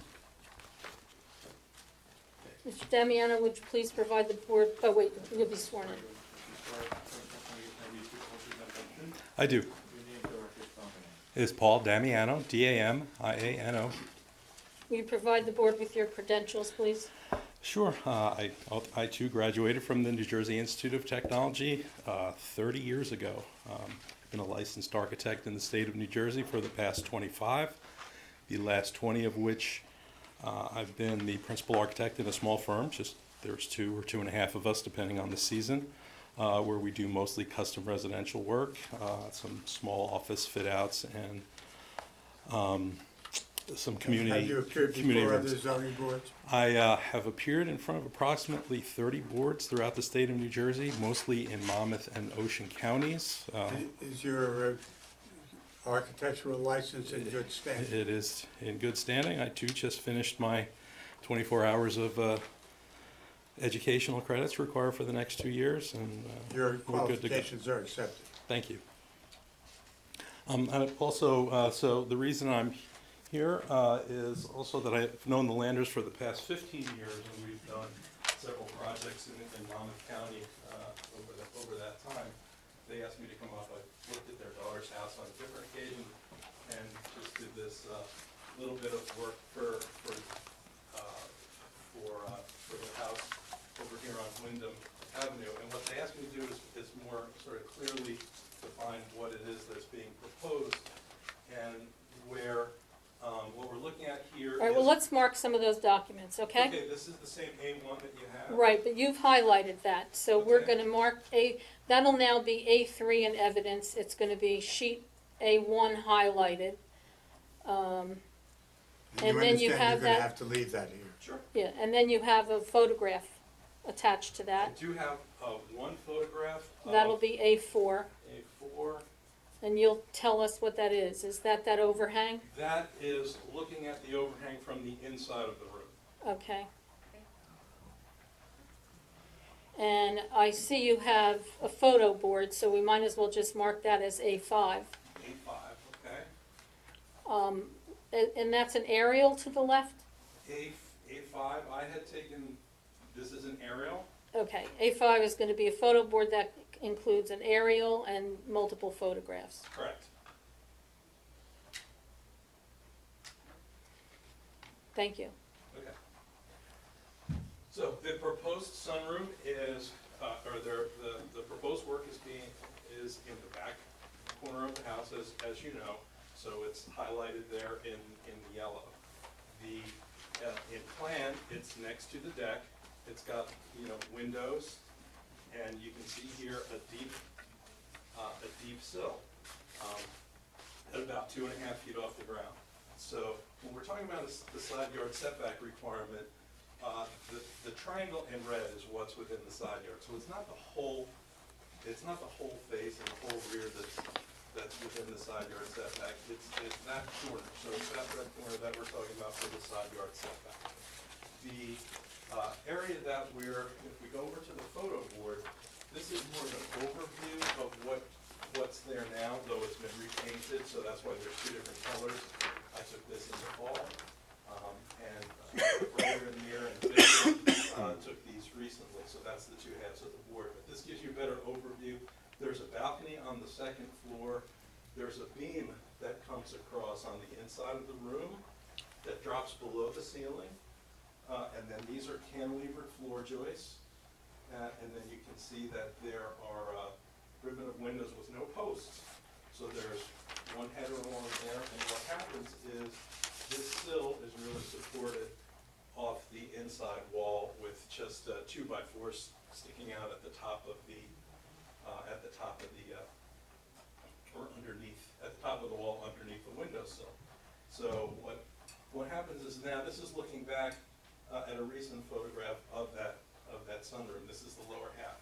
So what is being proposed, there's a 2'8" overhang here and a 2'8" overhang on the other side. What's being proposed is to, you can see below, I did watch the video of the last presentation, which was online.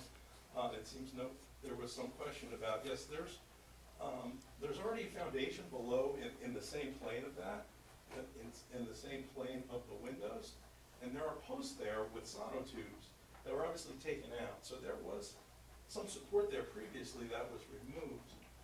And what you can see underneath is that you've got some damage on the sides because it really wasn't intended to carry that load there. So whatever we do, we're going to propose some sort of structural repair. But what is being proposed is that this section of wall basically come down 3 feet, and it winds up being 3 feet 4.5 inches.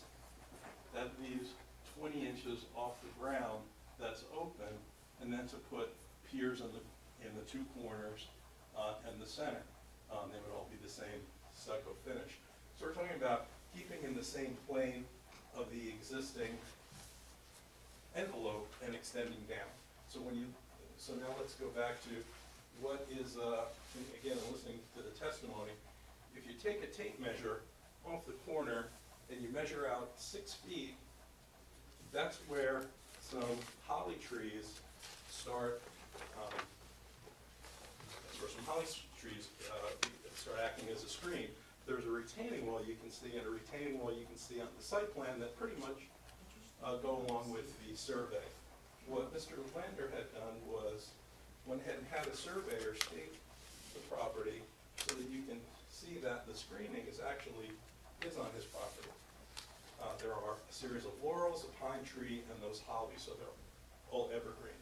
They are greater than the height of the plane of the wall that's looking to be extended. So, so what's looking to be extended is really this. It's 3, 4.5, and I remeasured again today instead of 3, 2.5.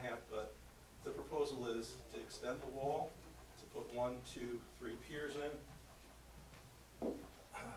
and that's really the proposal. And you know, part of the reason is obviously to do some structural repair work to the corners, and it's also to continue the plane of that wall on the inside down. So I think that is really pretty much what I had intended to say. I heard something today, and it makes me question the FAR, the increase in FAR that I heard pre and post. If we look at this, let's call it 2'8" times 16 plus 12, I get more than like a 75 square foot increase in FAR is being proposed. So that sounds to me more like 1%.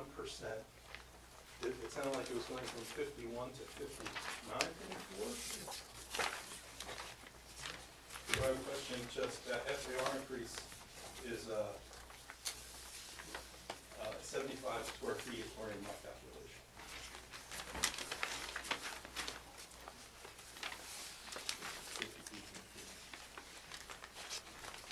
I know, but I'm looking at attachment B, which is Eileen's worksheet. We typically, And I apologize because as I'm looking at the original one and I'm seeing what I believe I misread as 59.4, it's actually 53.4. Because I looked really quickly, it does look like a 9, and I apologize for that, I think that's actually what happened. so, What is the increase? It went from 51.9 to 53.4. that's a 4 or a 9? 53.4. But it's a 75 square foot increase. So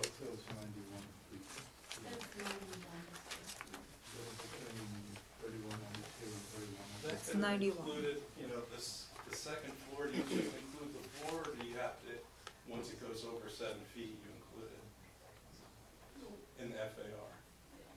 We included it regardless of. Yeah, so it was always included, so, whatever, that delta is 75 square feet. is all. Okay, yeah, I understand. 75 square feet. So 75 square feet over, so you went from 31.1 to 31.76. Well, it says it's going to 31, looks like 92. Yeah, No, that's gonna, see, that's I'd gonna. rather go with that, I might go with the 31.92, I'd rather be safe than sorry. All that's on our sketch, it's not on the first page. That's what I'm looking at too. So that delta has to do with the assumption of this, the assumption of the second floor having not counted and then counted over. You mean being counted initially and being counted again? Yeah, Okay. yeah, so just whatever the existing is, So whatever is the being added proposed is, underneath. the what's proposed is currently 75 there. square feet. 75 square feet, I get it. So 75 over 50, 974.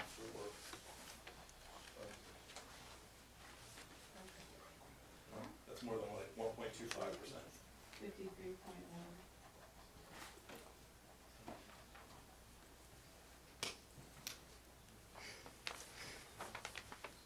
Yeah, 53.1. So that is what we're looking for, 53.1. It's currently 51.9, going to 53.1, which is 75 square feet increase.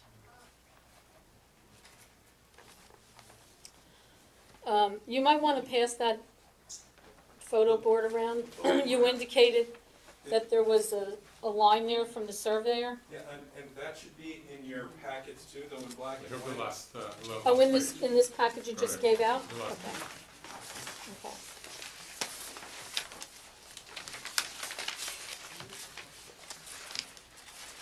And so that stake you see in the photograph, that's really, the curb is way over here. That stake is at the corner of the property.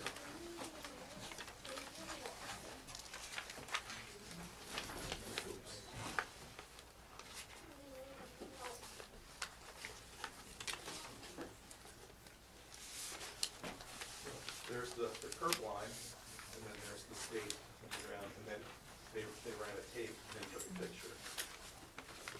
So you can interpolate where the, Excuse, when you say delta, you mean the red triangle, right?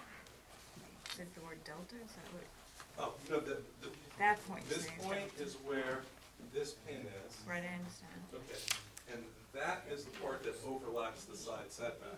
So because the side setback here is 32 feet. No, I understand, but what do you mean when you say delta, the word delta, is that Oh, triangle? the change in FAR. So the difference before and after that's an what you're FAR calling is 75 square feet. And is that in the red triangle? No, that's the side. No, that's the Sorry. entire yellow. Oh, okay. So that's from building it out, okay. How many square feet is in that hotel? I mean, just approximately. 2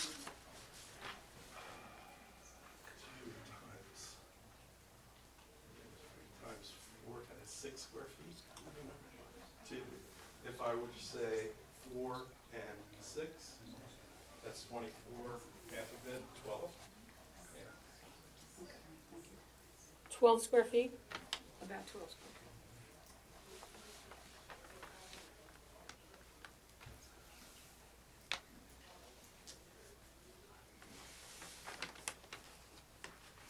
So I guess this, a summary of what's being asked for is the 75 square feet of FAR, the 12 square And- feet and- within the setback. The 75 feet means what in percentage? 1.25, thereabouts. 53.1% FAR Oh, From 51.9. from 51.9. 3.2.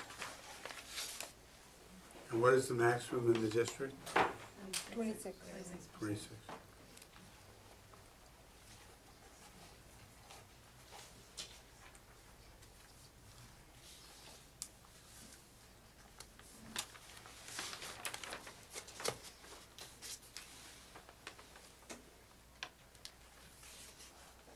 Well, we have to do the FAR. Is there anyone in the audience have a comment or question? Come forward. Comment or question? Question. Two questions, actually. No, I guess my first. Your name and I'm sorry, address, please. Sorry. My name is Victor Rachkovsky. That's RACZKOWSKI. My address is 11 Wyndham Road, just downhill, next door neighbors to the property in question. Is this a question for the architect? The question is actually for, it's for the landers, the applicant. So the question. For the applicant? Yes. So the first question is my understanding is that this room used to be a screened-in, some sort of a porch. What year were those deep-set or cantilevered windows put in approximately? What year were those windows put in like that? 10 years ago. 10 years ago. Thank you. You was not there. You know what? I can explain. No, wait, you haven't been sworn in. You haven't been sworn. Okay. Okay, thank you. And the second question I have is, who planted the skip laurels that adjoin the property that's being referenced here? Did you plant those skip laurels that are there?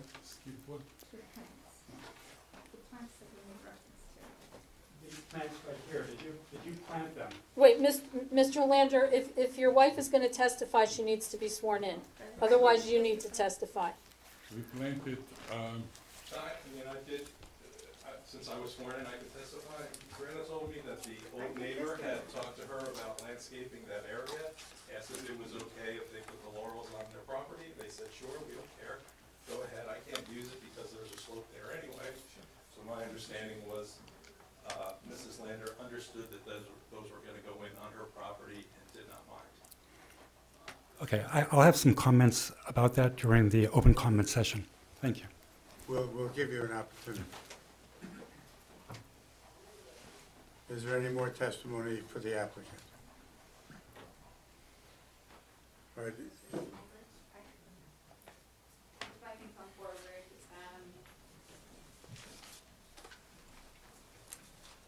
I was here for another applicant, but should I be sworn in or? yes, you want to testify as to this? To this property? application, Yes. if I can, please. I do. Allison Canfield, Historic Preservation Chair. Can I speak on your behalf? Sure. Thank you. I'm here for another application, but again, this is where we're challenged with the non-conforming lots, which have been subdivided long before Historic Commission was put in place. We did approve this application, again, keeping the nature. I sat here with them last time they were in front of you about raising the roof level. For historic, we chose to approve this application because there isn't a lot of room to expand. We thought this was a minor request to actually, allow them to close that in to give them more space on this property. Again, this is where we're challenged by the ordinance. And I know we've spoke about possibly relooking at that for these non-conforming lots that come in front of you from the Historic Commission. Some of them have been divided 2, 3, 4 times into lots. Again, I think I'm asking you to approve this application because I feel it's a minor request for the lot that they live on. And I should have said that last time I was here. Thank you. Thank you. Is there anyone else in the audience who, now's your opportunity, sir? For comments? Yes.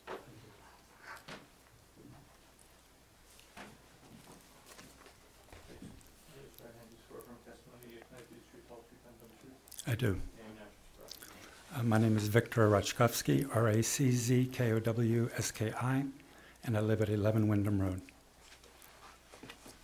And I'm Julia Rachkovsky. I also live at 11 Wyndham Road.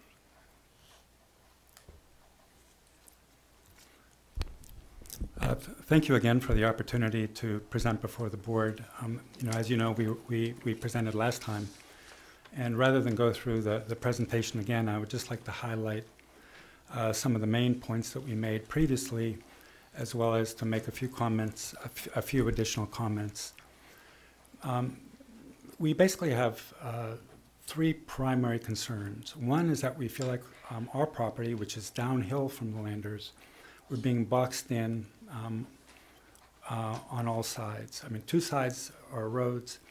Our neighbors next door on Hobart Avenue have built a 3-story addition that crosses the setback line, and now the zoning board is being asked to grant another variance, which would further box in and decrease the air, the light, and the space that we have for the enjoyment of our property, as related to the FAR or the FAR.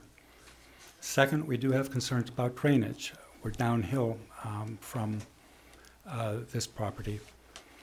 And third, and I'll go into each of these in more detail, we felt that it's best not to repair an architectural oddity by granting a permanent variance, which is what, in effect, the board is being asked to do. They're being asked to fix this architectural oddity of these cantilevered windows by filling in the space below those windows.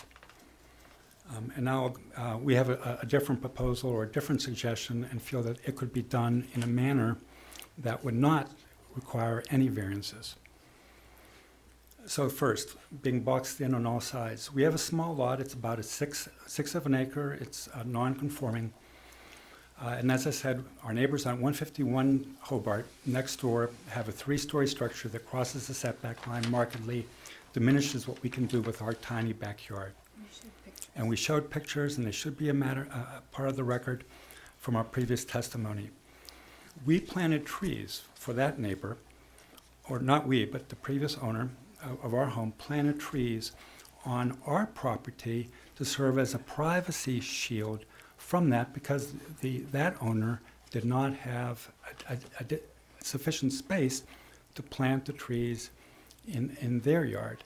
So in effect, our small lot, which is about a sixth of an acre in an R4 neighborhood, was being further diminished by the trees that were planted as a shield for the neighbors on 151 Hobart. Now our neighbors, the Landers on 10 Wyndham Road, who are uphill from us, want to extend their home to further cross the setback line. Now the previous owners did in fact plant the skip laurels that were referred to, to serve as a privacy screen.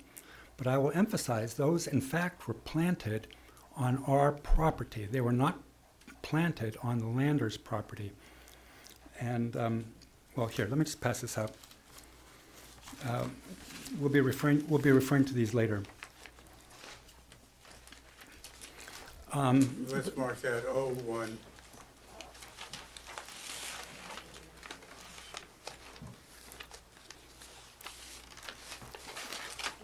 So, and again, the reason the previous owners of our home planted that because they felt they needed a privacy shield.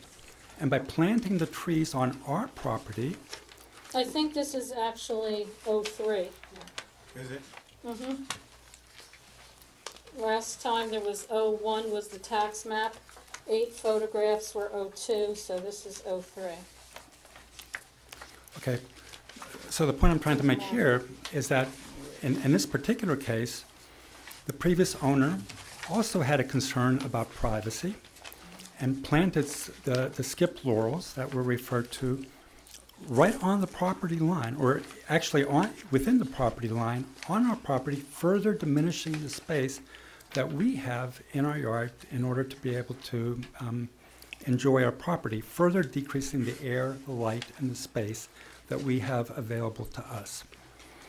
And maybe I can address that right away. If you look at the third page, here, if you could show the third page. That's the survey, and if you could show this page, the picture.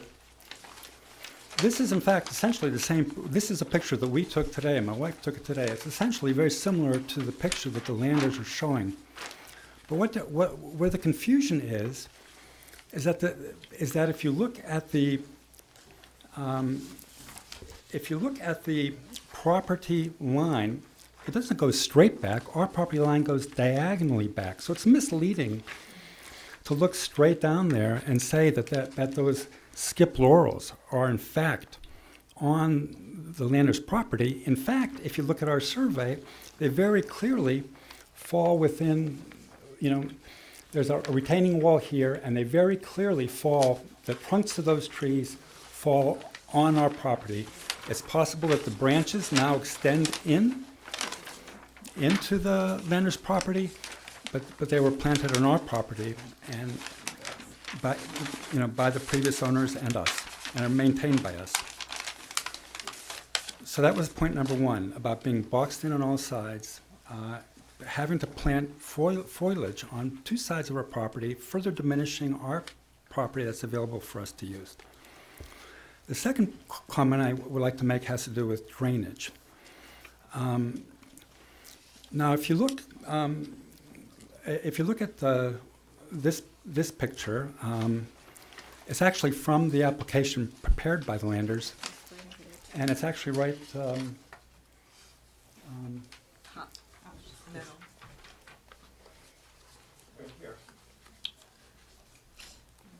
You can see a and there's one right above it. You can see the downspout that goes inward and down. And you can see a piece of corrugated tubing right here, which was intended for drainage. But we have an issue because we are downhill from the Landers. Our backyard accumulates stormwater, and we're concerned that that drainage pipe, while it doesn't seem like a lot, pushing it out 3 feet further pushes it 3 feet closer to our property. Because normally that black pipe that's laying under those windows it's put onto the end of the drainage pipe there, the downspout, to carry water away from the foundation of the house. But now in the picture you can see it's not there. It's actually laying underneath the windows. And that's something we failed to point out the last time, that pipe is usually on the end of the gutter there to carry water away from the house. So by increasing that wall, bringing it 3 feet over, and then putting the pipe on top of that, it definitely brings that water closer to our house. And that's why we had asked if there would be some plan to pipe that water out to the street instead of just leaving it drain wherever. And I don't think that the plan has actually changed. I don't think there's been any addition to the plan. And again, I'd like to point out the issue of impervious land. And the architect or the designer, is saying that it's only, however many square feet. But the fact is that the more you build solid cement structures, you're permanently eliminating the permeable space on the land, the space within which the water can go into the soil, and that therefore would have the consequence of either potential consequence of coming into our yard. Now the third issue, has to do, and I said that it's best not to repair an architectural oddity by making it into by granting a permanent variance. Now, I asked, one of the questions I had was when that porch was screened in, and it was screened in 10 years ago, and the Landers have lived in this property for 35 years. So therefore, this cantilevered windows, were something that were constructed by the Landers, perhaps, and now it's being considered to be odd or irregular. Perhaps it is, however, when the porch was closed in, the windows extended outward on cantilevers. And we don't see that it's necessary to fill in the footprint below the windows in order to correct, the structural issue. A simpler solution, rather than granting a setback variance, would be to simply revert back this wall here, back to this wall. This wall is actually within 15 feet. It conforms, to the zoning regulations. So why fill this in? Why not just go back to that wall? You can put windows up, and then there wouldn't be any variance that would be required. I would also like to point out that the Landers have in fact enjoyed considerable benefit, from this cantilever. As you can see, they have a they have a second floor balcony over top of it. And we have a concern that should that foundation be filled in, that just sets the stage for the future of someone saying, oh, let's just build a second floor addition right above here now because we have the foundation literally that was filled into that footprint below those cantilevered windows. So we do have a concern not only for now, but for the future. And so, in conclusion, I'll just simply say, we're concerned that we're being boxed in. We have concerns about drainage. And why fix what's now being classified as an architectural oddity? It wasn't an architectural oddity the last 10 years, apparently. Why suddenly, what's the urgency to fix it now? And so, Thank you. thank you. And I'm going to call for about a 3-minute recess. 3 minutes.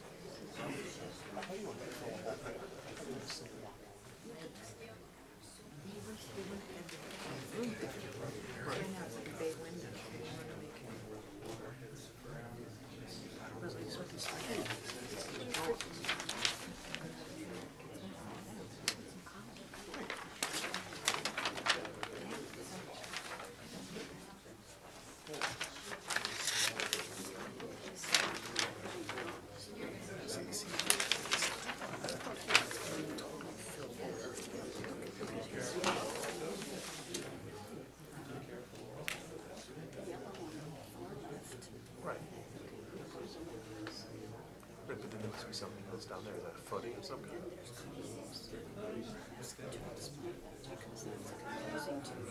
Yeah, because I can't see here, but the view here was like, there's footings, I'm guessing these footings, this must be some sort of fit. I mean, I can't obviously support it on every column. I'm lost with the material, it's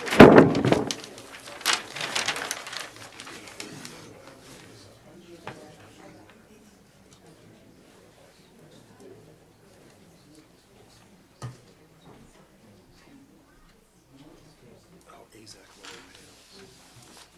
AZAC lower panels. There's no support. These three? So I'm guessing there's footing. But there's this little end here, and there's this the bottom that we see here. See, I guess it's a footing. So they must be putting 3 columns up. And then this is all wood. This is all stuck on wood. It isn't actually load bearing. The only thing that's load bearing are these things. So That's it must what be I understand. basically then plywood, connecting, stucco, and then down here they put AZAC sort of the bottom. All that's required for What he's trying to do is eliminate that sill and have that room extend out 2.8 feet to get a full room. Because what the architect said was, those footings there. footing things, the forms are there. Right. But they must have been removed when they converted that to these rooms. And so now he wants to put He'll be back. Yeah, the footings back. that. I just can't figure out what all this is. This is just plywood with stucco and then like AZAC from the bottom. Wrong ass. It says here, it just says here, stucco. Really? Which Okay, good. which existed, but it hasn't been done. Okay, good, for sure. See, this is 3 footings, this is AZAC down here. Right, but then they think the 3 of them like sheet plywood or something. This is the top, the finished floor, right? Right. So that will be the finished floor, but then obviously. We're back in session now. All right, did you have any questions for the objector? Yes, she wants to say something. All right, No, she has to be sworn in then. yes. She was sworn in last time. No, she wasn't, not according to my notes. My name is Greta Lender. Yeah, true. My name is Greta Lender. I live in 10 Wyndham Road, Shortfield, New Jersey, 34 years. Mostly of this house, I the one who is doing the remodeling, who is working with the architect, who is working with the builders.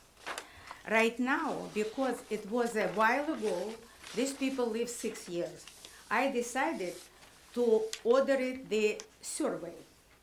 And recently I received the property, which I very surprised because this property, which We have to get that marked. this bush is located on my property. It was line.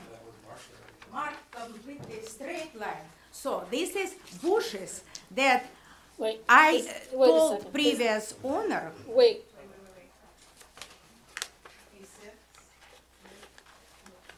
what is it? Is it a survey? No, it's not a survey, it's just a line. It's a line and plus survey. We already have that picture. It's on the part, it's in the A2 package that we marked today. It's the last picture. We have that already. But That I is not a was, survey. no, and survey too, the paper from surveyor.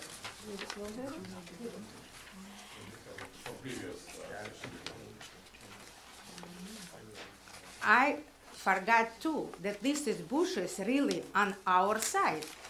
And it shows only the half of the first bushes and then retaining wall that divided her property of ours property.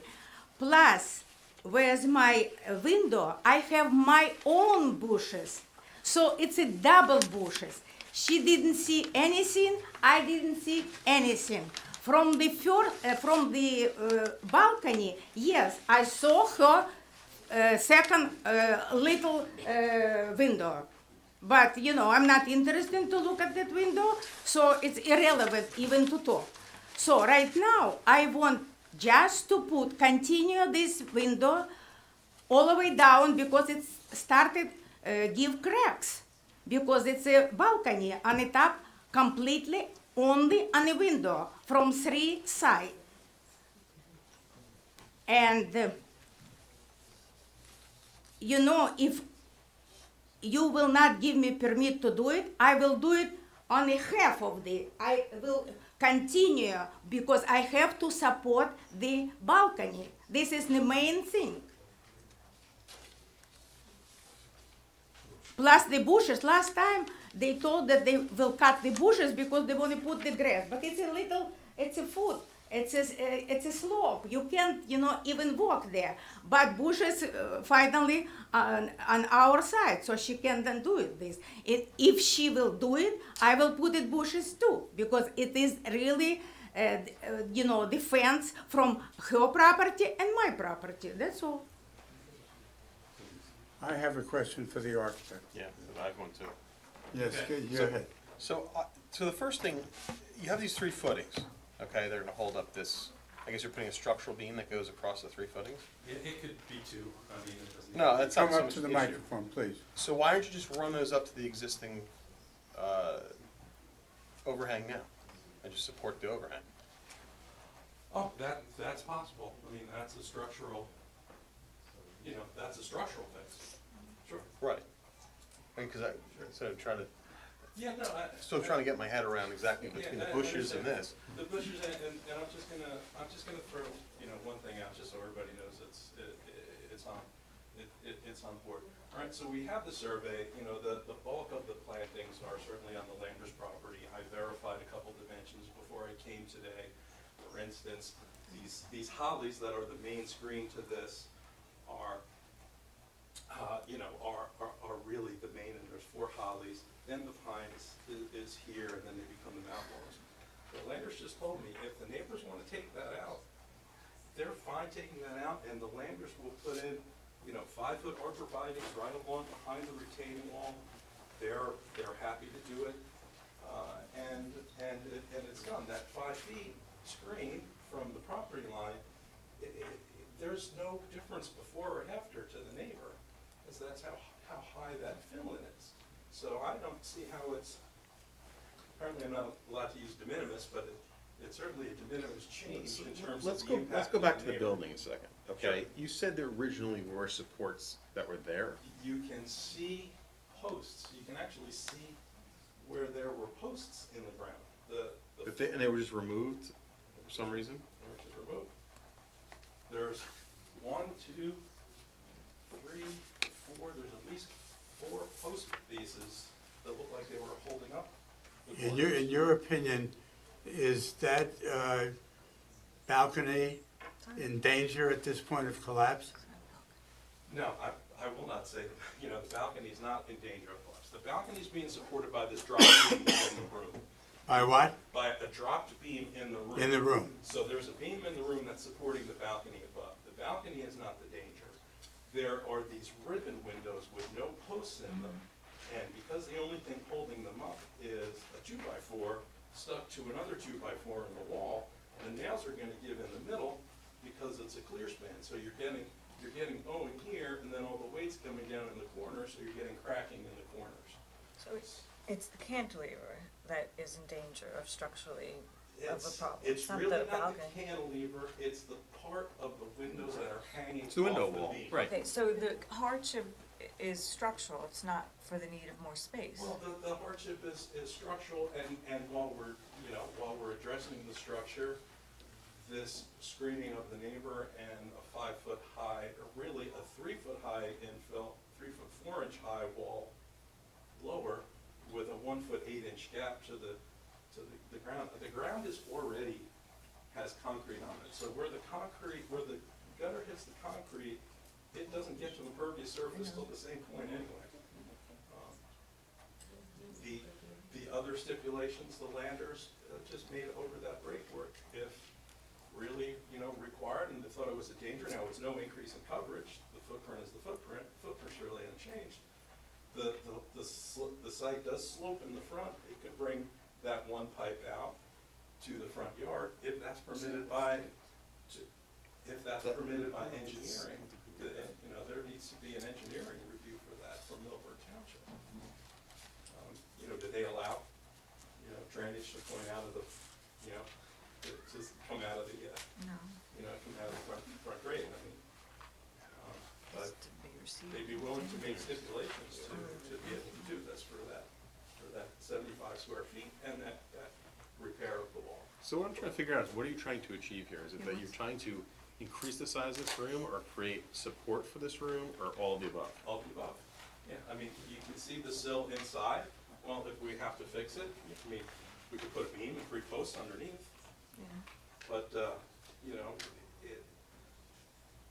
really, 3 feet of wall impacting the neighbor, I don't really see it. Question for you, the overhang area of those windows, before that was done, what did that part of the house look like? I'm new. That's a question for the owners. The area. It was covered porch, it wasn't just a covered, it was a room. Okay, so the No, you have to overhang- come to the microphone. So this overhang area, It was, no, it was not, it was just a covered porch, it was okay, the, so the correct, initial boundary was this back yes, wall. correct. So first you had the house boundary being that wall. Yes, Then you did the cantilever. yes, And now this next step would take that cantilever and simply expand the roof. expand the room, yes, expand, because we have a problem with Yeah. the cracking and all these things, so instead of just putting poles or some another beam or structural, this whole thing, we might as well to do it correctly. So when you first did it, why didn't you do it correctly? I don't remember. It was some advice from architect. Truthfully, we are not very much in. Essentially, we were advised to build the second on the roof of the covered porch. We were advised to build a balcony, and that's how it looks like. Was the variance required for that? What was the question? Apparently, Was the variance required for that? probably yes. I think so.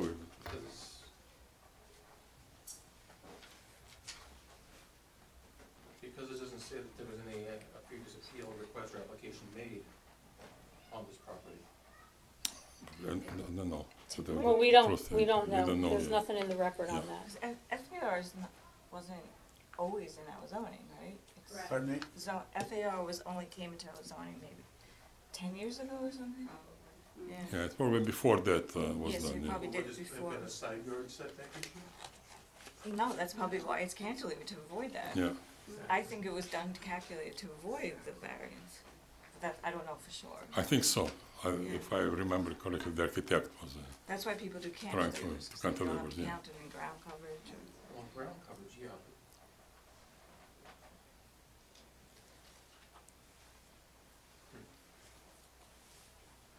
Come to the microphone.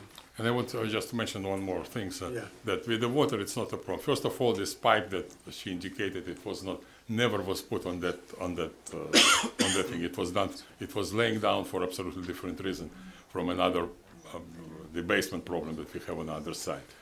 Number two, if there is a concern about water, we can divert that pipe, that spout into along our property to make it larger, run for the water to the across our property.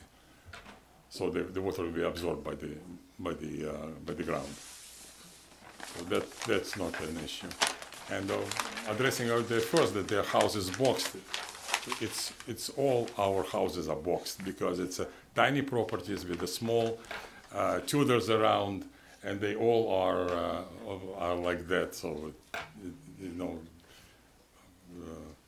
I don't know if somebody has smaller property than we have. I think we have the smallest property on the neighborhood, Yeah. and odd shape. All right, one more comment, and then we're gonna close this. Well, thank you.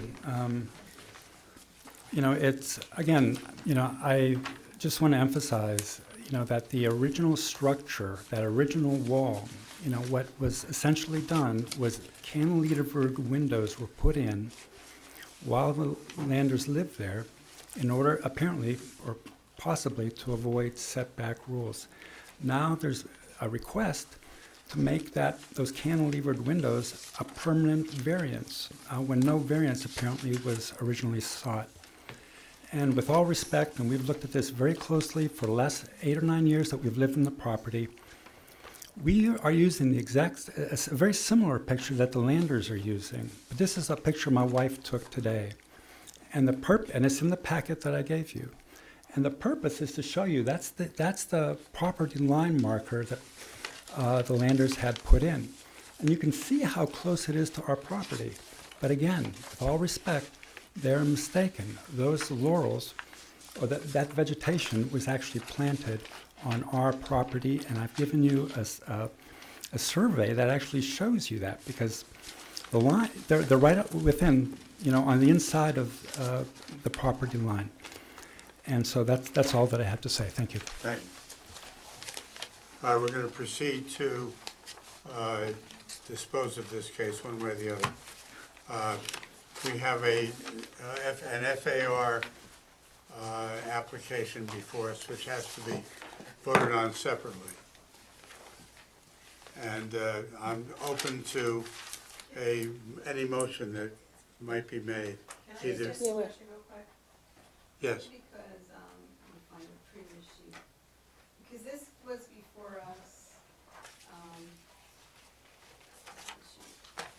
this was before us in July. We voted on the opposite side of variances. Right, just what we voted on was raising the roof For the shower. for the bathroom. Craig and Kevin were not at that meeting. So my question is this being handled separately from that? Are they eligible to vote on the FAR, or? I think so. It's a separate. No, I think we heard testimony about the whole thing, and we just deferred action on the FAR and the first floor setback. So So the they're same not application. eligible to vote. Same application. It's the same application. Okay, so the only people that will be eligible to vote are Mary, Leonie, Joy, Jessica, Joe, even though you voted no on the other two, Joe can still vote. and Wolfgang, And Wolfgang. correct? So how many of that? I wasn't counting. There's 6. 6. All right, so 5 votes are required if there is a motion to approve. Is there a motion to? This is Are we only gonna- on the FAR. This is Is there just on anything to the discuss? 75 first square among feet. But yeah, you could board discuss it. members? Yeah, No one wants to, you can discuss it. okay. There's just throwing that out there in case anyone wants to say kind Yeah, of one way or I mean, the you other know, what they're you normally have a Yeah. discussion. leaning towards. Discussion simply with respect to the FAR. Yeah. Just You can have a discussion on the whole thing, but the first vote will be on the FAR. I just wanted to point out that, you know, apparently the cantilever was done to avoid a side yard setback, yet the attachment E does show it as an existing side yard setback. As an existing, issue, non-conforming.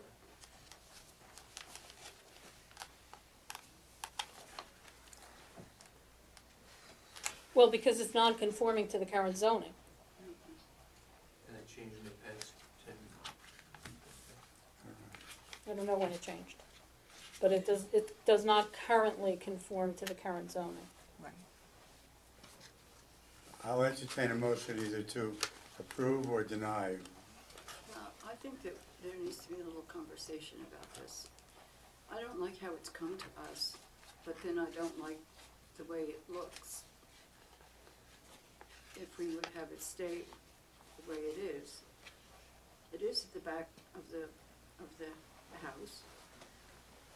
I would rather see it filled in than hanging out there like it is with a concrete pad underneath.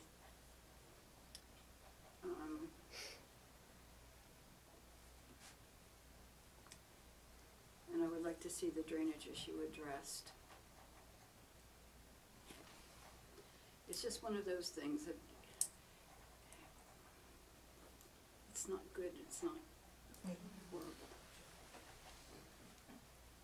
So I would be inclined to vote for it, but I'm not enthusiastic about it. I don't like the way it's come to us, and I don't like the you know, what we're given to deal with. So there. Is there a motion or not? I'm not making a motion. You're not making a motion either way. No. Is anybody inclined to make a motion?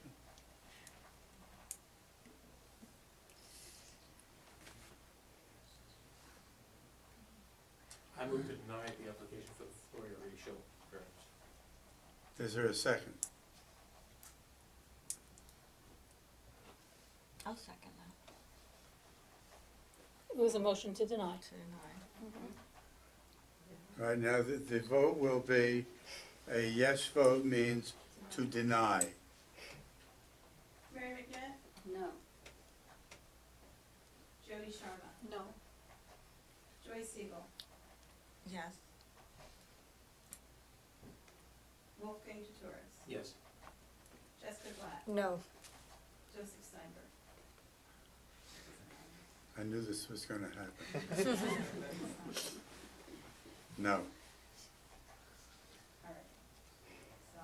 So Okay, so the the motion to deny Fails. fails. Now is there a motion? Now, is there a motion Is to there a motion approve? to approve? Motion. Oh. Yeah, it's, Yeah, it's it's gonna right, fail it's either kind of way. like It's gonna fail flipping. either Right, way. you have to flip it. Yeah. It's a positive over the negative, Right. Yeah. assuming someone doesn't flip. it happens. Yeah. So now we need a motion to approve the FAR. Right. And let me ask you this, to just complicate matters, since it is a motion to approve. If anyone is interested in making that motion, and if it gets seconded and there is a vote, do you want to include a requirement that the applicant get approval from the township engineer to address the drainage, to ensure, you know, that it doesn't impact on the neighboring property? I don't know that it would normally be required, because it wouldn't be under the ordinance, because it's too small, but there clearly, you know, are some drainage issues, and I'm not sure that the applicant should be addressing them without the professional input of the township engineer. So I just throw that out there for your consideration. I do not think in this instance that it would be an unreasonable condition to impose, given the situation and the proximity of the properties, et cetera. I saw a lot of heads going like this. Yes. Is there a So- motion to approve with that condition. Motion to approve with that condition. Is there a second? Second.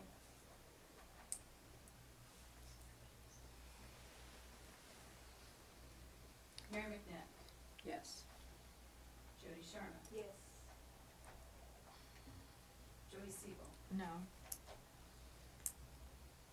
Wolfgang Torres, No. Jessica Glad, Yes. Joseph Steinberg. Yes. Okay, so the floor area ratio is approved with that condition. No, it failed. It failed. Five. Oh, it failed, yeah, it failed, Got 4? yeah, Got four. we had only 4, Six voting, we need 5. okay.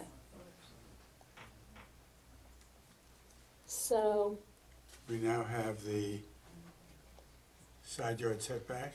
right, so let's think about that, side yard setback. What is that? What's the point of Yeah, that? it Because doesn't- there's, you Because can't. They can't build they it anyway. can't, they can't build it anyway. Right.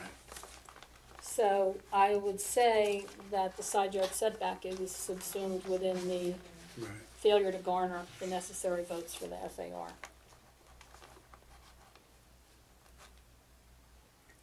Next case. Where's my, I keep losing. Are you ready? Yes, we'd like to come back. Or do you have to reopen me or something? You'd like to come back. Please? Is there a date? Mr. Damiano, if you'll take those things off the board to the extent you can and leave them for the board secretary.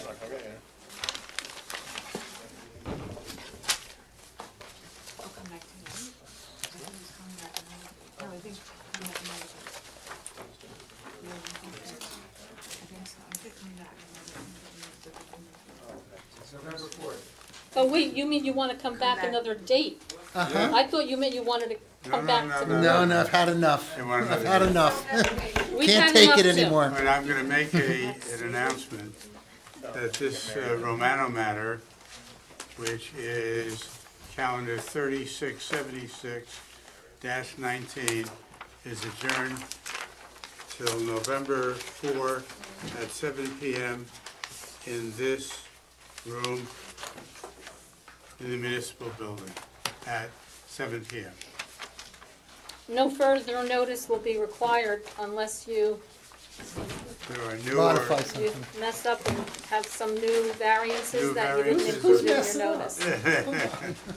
Okay, And thank if you're you. here on this application on the board, hopefully you'll be able to be here on November 4th, since we won't have Steve and we won't have Mary. Right. Okay, thank you. Okay. That was helpful. Yeah. Now we're on to, actually, I would like to take the 25 Stewart Road matter next.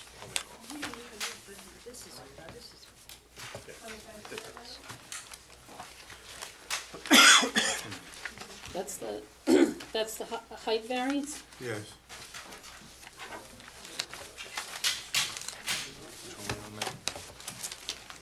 Twenty-five Stewart. He's jumping around. Oh, we are, okay. Sujata Shanmugasundaram? Yes. Sujata Shanmugasundaram?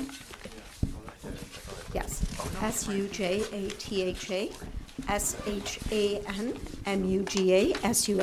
Shanmugasundaram. Thank you. Proceed. Good evening, everybody. I'm Sujata Shan, and myself and my husband own the property on 25 Stewart Road. We've lived in this town for 18 years. This is our third home. We have raised and continue to raise our 2 girls here. And our intention with this property, we'd like to say up front, is that we looked at it, we thought it to be a beautiful historic home. It dates from 1905. We fell in love with it. We bought it to restore it. We met with the Historic Commission twice, once in a consultative way to get their guidance in June of this year, and then before the formal board on July 11th.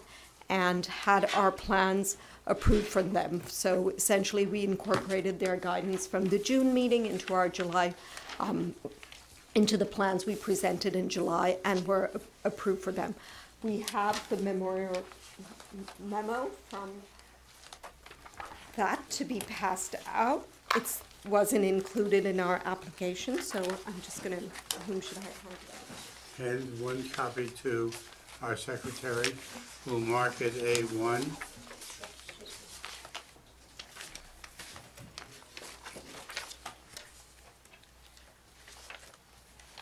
So key components of our, the renovation that we propose, and essentially the way that we look at the renovation is to keep the historic character of the house in every which way possible, while bringing it up to meet our current living requirements. So we propose a 2-story front portico addition that's street facing, as well as a 3-car garage at the rear and 2 minor 1-story additions. So what I'm going to do now is ask each of you have the whole application packet along with photographs as well as plans that show, plans and elevations that show what is existing and what is proposed. And Rich Keller here, our engineer, will walk you through that. Any questions? Questions from the board? Any questions from the audience? And we also have Miss Allison Canfield here, who could, from the, who was already here and introduced herself. Mr. Keller. Thank you. Your qualifications, please. I'm a licensed professional engineer and planner in the state of New Jersey, licensed as an engineer for 31 years, as a planner for just about 30. I hold a Bachelor of Science in Civil Engineering with a concentration in water resources and environmental engineering. And I also have a master's degree in architecture with a declared concentration in urban planning and design, and that is from the New Jersey Institute of Technology, where I also taught for approximately 11 years. I've appeared before this board, approximately 110 boards throughout the state of New Jersey, and I've provided both consulting services in terms of planning to the Borough of Caldwell, Board of Adjustment, as well as engineering to both South Orange and Long Hill Townships Planning Board and Board of Adjustment. My Your licenses are in good effect. qualifications as a planner and engineer are accepted by this board. Thank you. The designated, this is a designated structure within the Shore Hills Park District. It is on Stewart Road, a couple hundred feet to the south of its intersection with Mincing. It is a property that is 1.25 acres to the right-of-way line, about 55,000 square feet. And as indicated by the owner, it has a home that was an historic home that was built in 1905, 1906, when it was a much bigger parcel.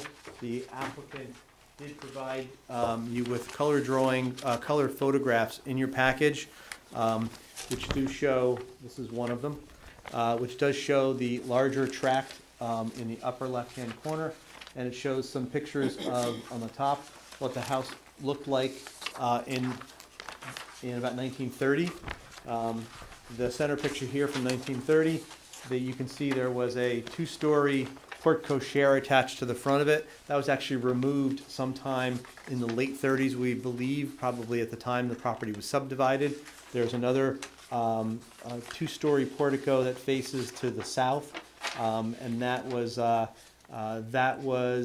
one point a secondary entrance. The porte cochere came off. The circular drive remained, but the house did undergo some significant changes over time. You can see that photograph on the right is with the 2-story porte cochere removed, and this is the facade between this photo on the upper right and the lower left. This is the facade that faces Stewart Road today.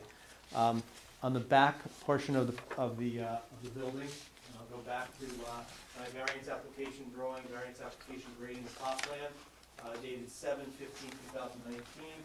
You'll see that. It's hard to see under the existing survey, as you came back, there was a garage that was added on to the structure in probably the 1950s. That's shown in the photograph in the center on the bottom.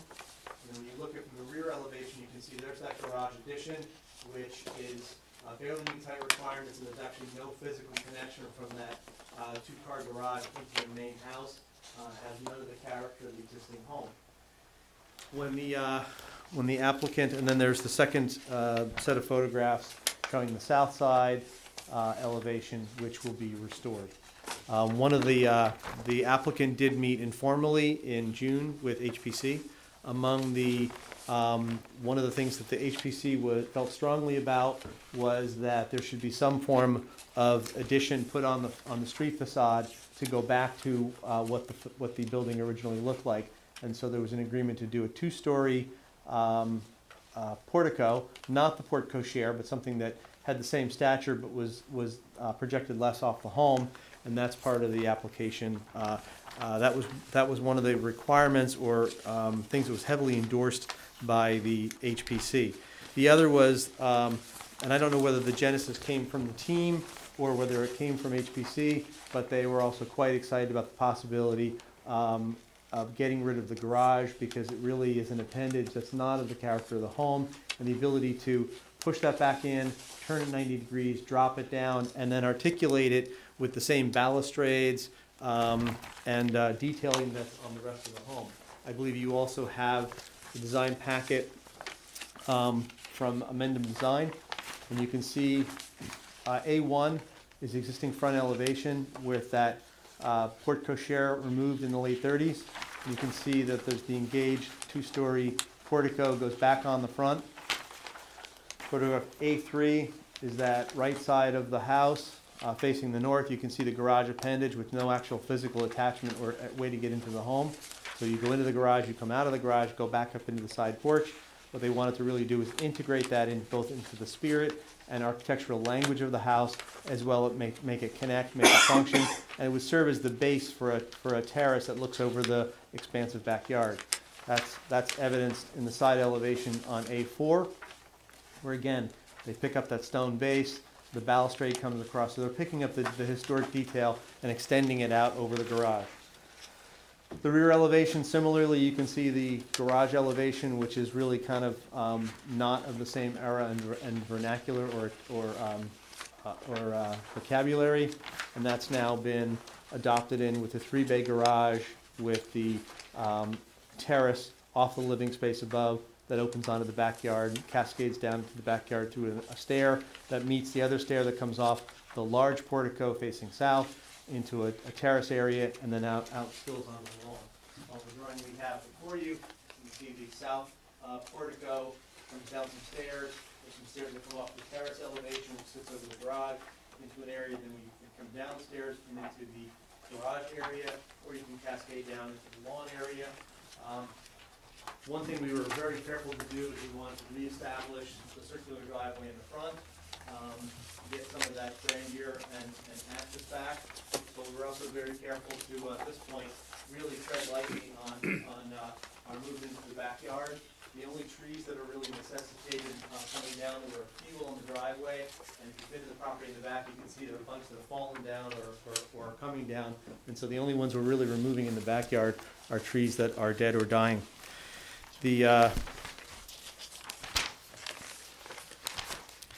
think that's the 30-second architectural tour. I wasn't aware that the architect couldn't make it tonight, so but I can certainly, I've been involved since early on, so I can certainly answer any questions. The reason we're here tonight is not because of any coverage or FAR or anything like that. It's what I would call a technical variance, and that is our elevation is determined off of an average grade plane. So we come along the perimeter at 10-foot intervals, and we take the existing elevation of the ground and the proposed elevation of the ground, whichever one's lower, that determines an average grade plane. And for this house has some flat spots on the roof. They're concealed, but they're flat spots. So it doesn't qualify for the height bonus in our ordinance. So we're allowed to be 32 feet above average grade when we take those grade points. The existing home, when you take those grade points, we measure up to the top. The existing home measures 40 feet. So obviously predates zoning. It's a majestic home. It's an estate home on a nearly a 1 1/4 acre property. The existing home is at 40 feet. The technical deviation comes in when we take that garage and we take it from the side and we move it to the back and we depress the base to make it habitable. We drop this back elevation approximately 3 feet, when we do that, we recalculate our average grade, and our average grade drops almost a foot, 94 hundredths it drops. So technically, the way the ordinance is calculated, our height just went up 94 hundredths. So we went from 40 feet to 40.94 feet as a technical variance. We didn't increase the roof height any, we didn't change the slopes of the roofs, we're not changing any of the volume, none of that changes. It's just a technical variance that results from that lowering of the grade plane to accommodate the driveway and appropriate terrace. The front engaged two-story portico actually would be fully conforming at,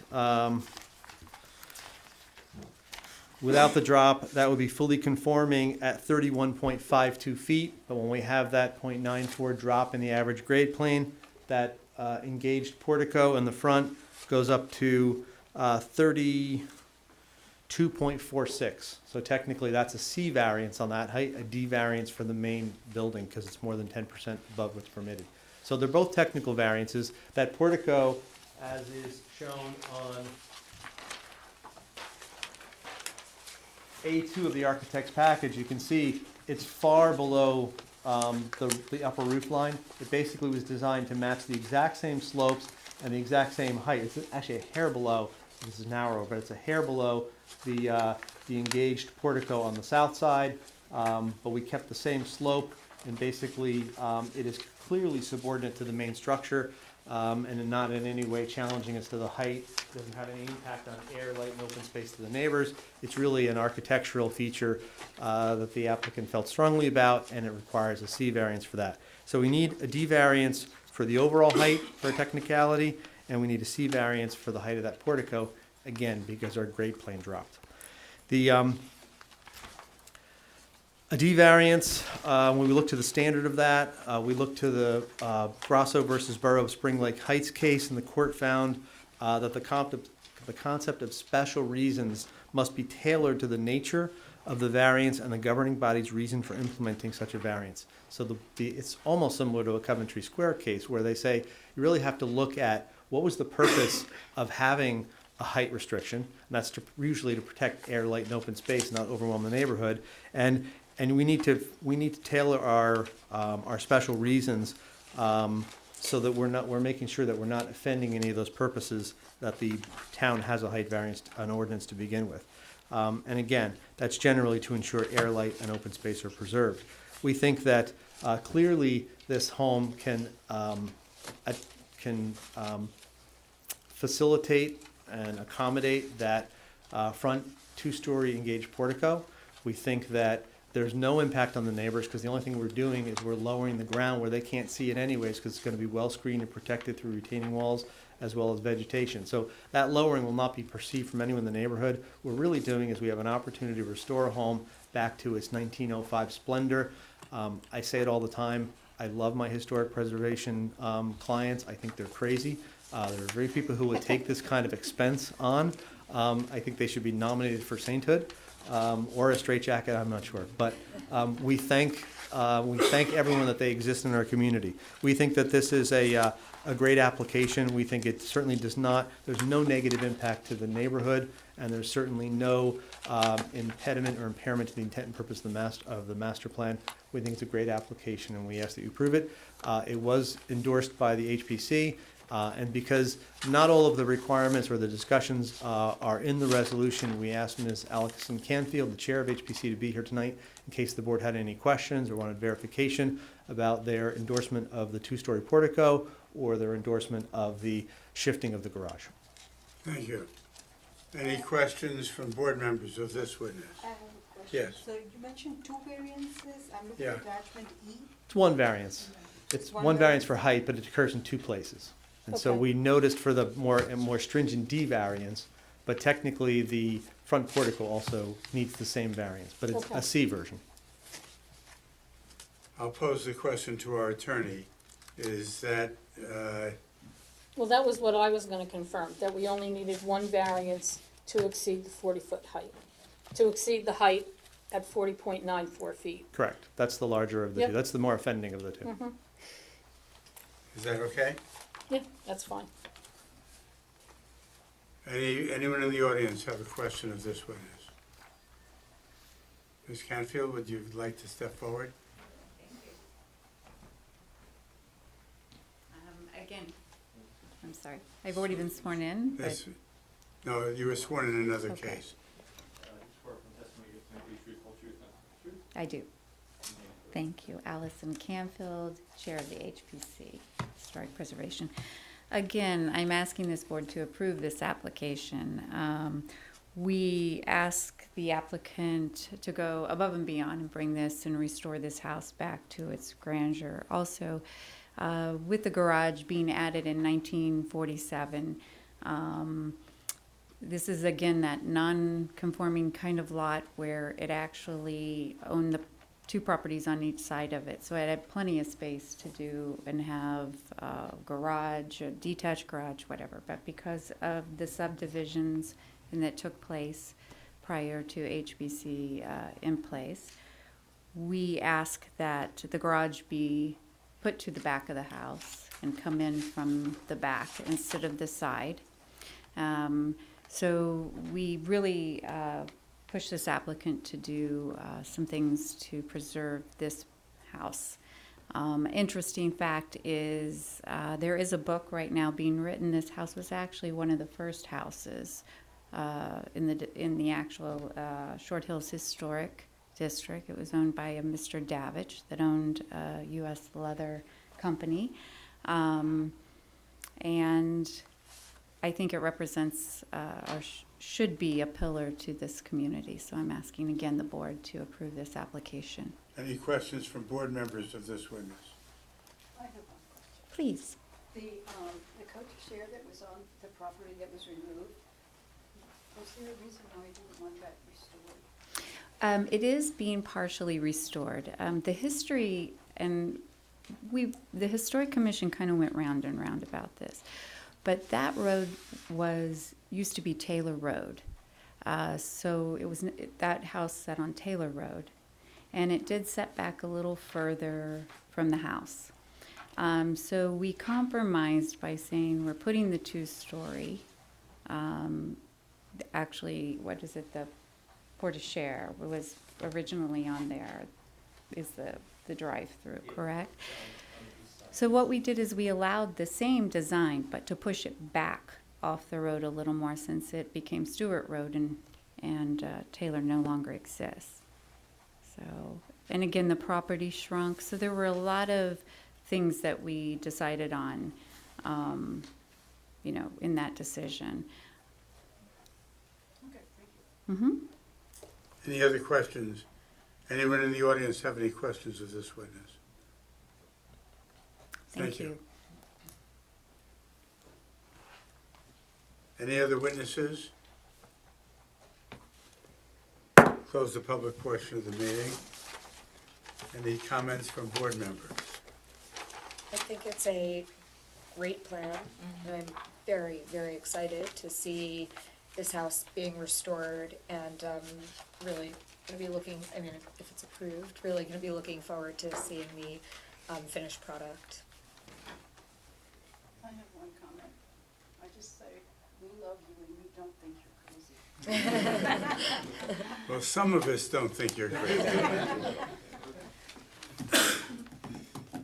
Is there a motion? Motion to approve. Second. Mary McNabb? Yes. Craig Platter? Yes. Debbie Sharma? Yes. Joyce Seabold? Yes. Wolfgang Torres? Yes. Jessica Blatt? Yes. Joseph Steinberg? Yes. Thank you. Thank you. We now have 31 Elmwood Place.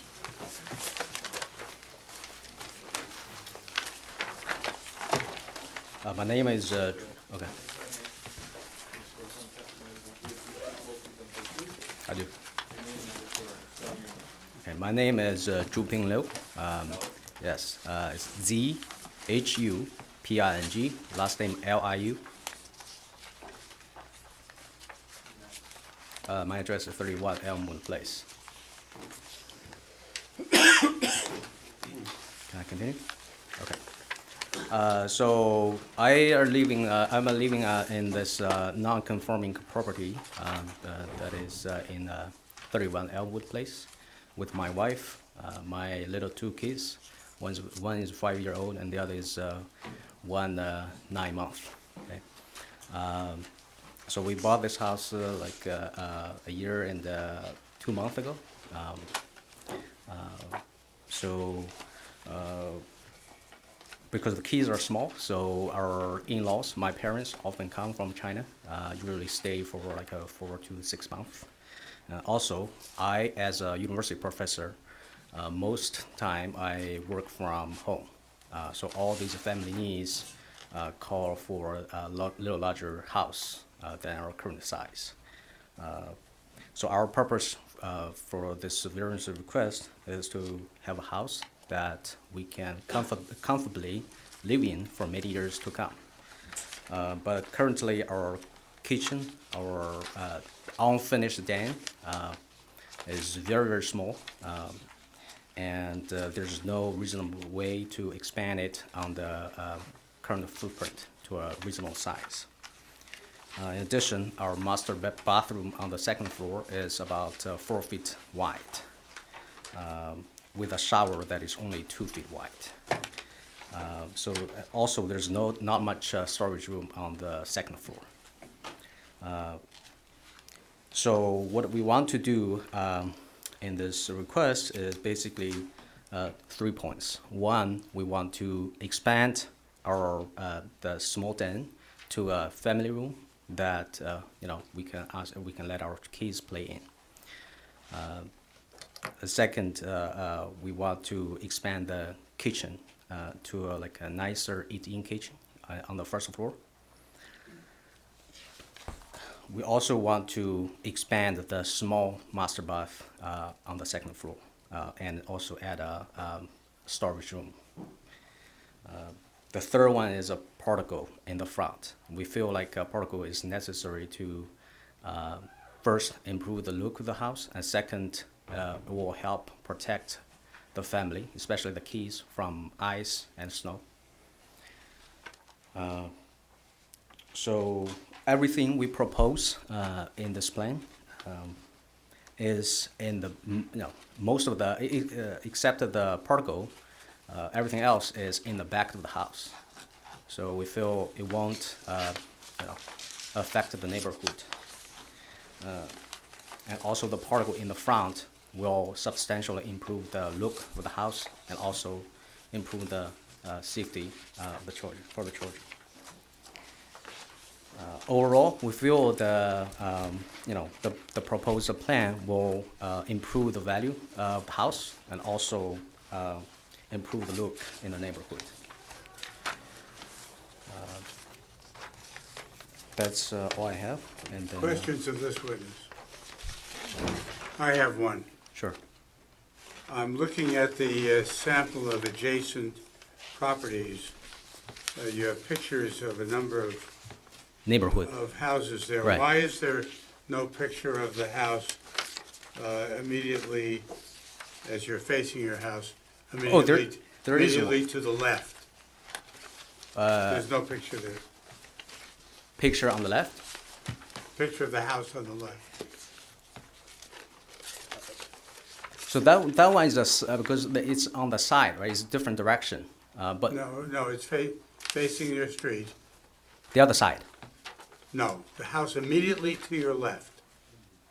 Right, facing the street, right? It faces the Yeah, yeah, yeah. street, just as your house faces Yeah. the street. Yeah. Why is there no picture of that house?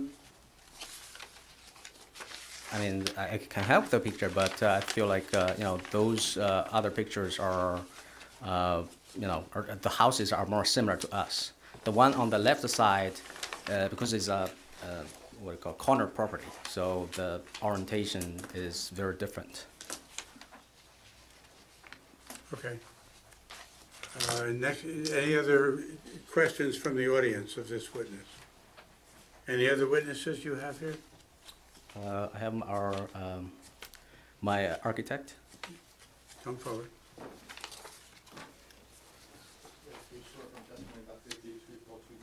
Yes. Scott Hoffman, Hoffman. Give your qualifications, please. Registered, Education background. Yep. Registered architect in New York and New Jersey. 32 years. Graduated City College of New York with a bachelor's degree in architecture and a BS in science, majoring in architecture. And I've been licensed for 28 years. Proceed. The couple asked me to come in and pretty much provide for them a design that would pretty much accomplish everything that he just explained to you.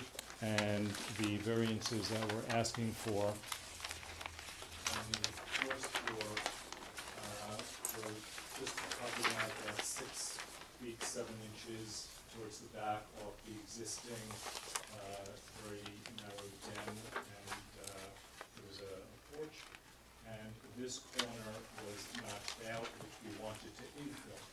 Now, understanding that the setback requirements are already being encroached upon, and we were just asking to fill in this corner straight with the existing house, and the same thing here, extending it. One side is conforming, the other side, I believe, it's a 1 foot variance we're asking for on the right side of the house. The front setback we're asking for is to accomplish the portico, and the FAR is because the property itself is non-conforming, I believe, and we're just asking for pretty much getting the spaces a little more functional for the family. The second floor, again, this sits here, we're not asking to go out towards the backyard, we're just again squaring off this corner. Their current bathroom is, like we said, only about 4 feet wide. We just want to make it a little bit more appropriate. The master bath needed a walk-in closet within the master bedroom. There's not much storage at all in this current house as far as closet space. Questions? Yeah, I have one clarification I need. Yes.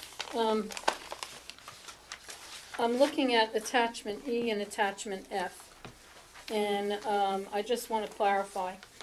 Attachment E, that's the sheet that looks like this. Yes.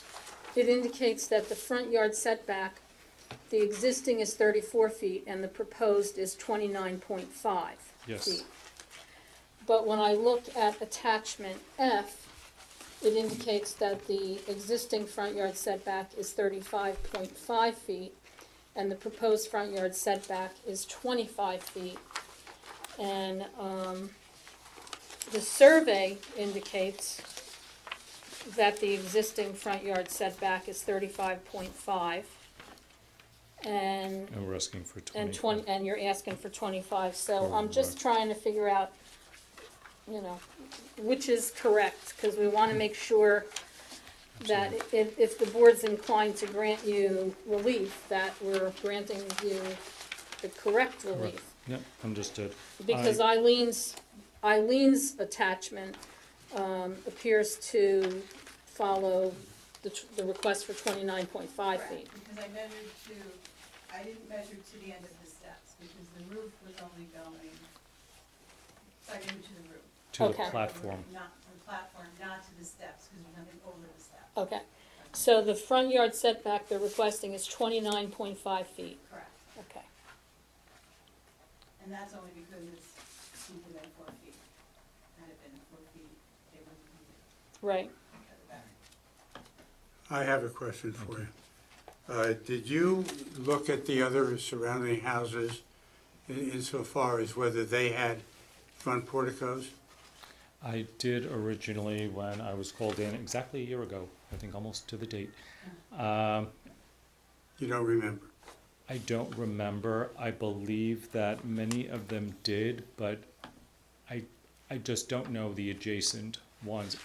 My wife and I actually looked at homes on Meadowbrook many years ago, right around the corner, So I know that street a little better. But you didn't didn't. look I at didn't. these surrounding houses? Okay. Can I add? No, we're asking questions of him now. On the survey, back to the portico in the front, what is, it says proposed open portico, and it has like a line down the middle, I'm assuming that to represent like the pitch of the roof, the peak, right? Yes, Bridge? the center is the. So why, so it's not coming to, It how, what wouldn't is come it? to the front, that was my error. So it's coming to the end of the steps? Going to the edge of the steps. Okay, so it's drawn incorrectly? Okay, so it's not 25, what did you say it was again? 29, 29 and a half. We're pulling it back. And,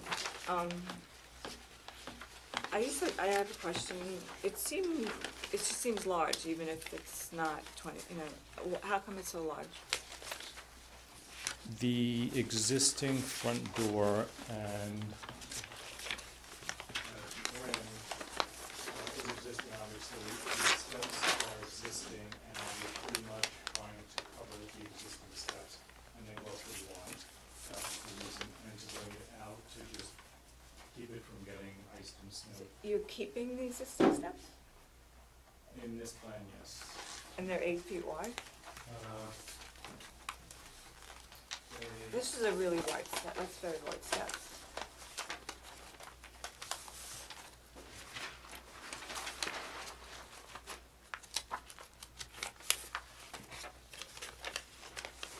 The plan was to leave this step and drop columns, And what's the column? and drop columns to support the roof over it.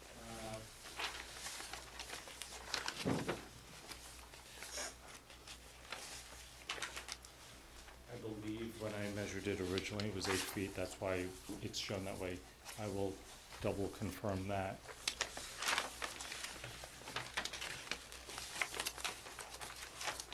And the landing is 6 feet deep? Yes. That was the plan. No, I'm not the plan, it's the existing, is that what's existing? It just seems very out of scale. Okay.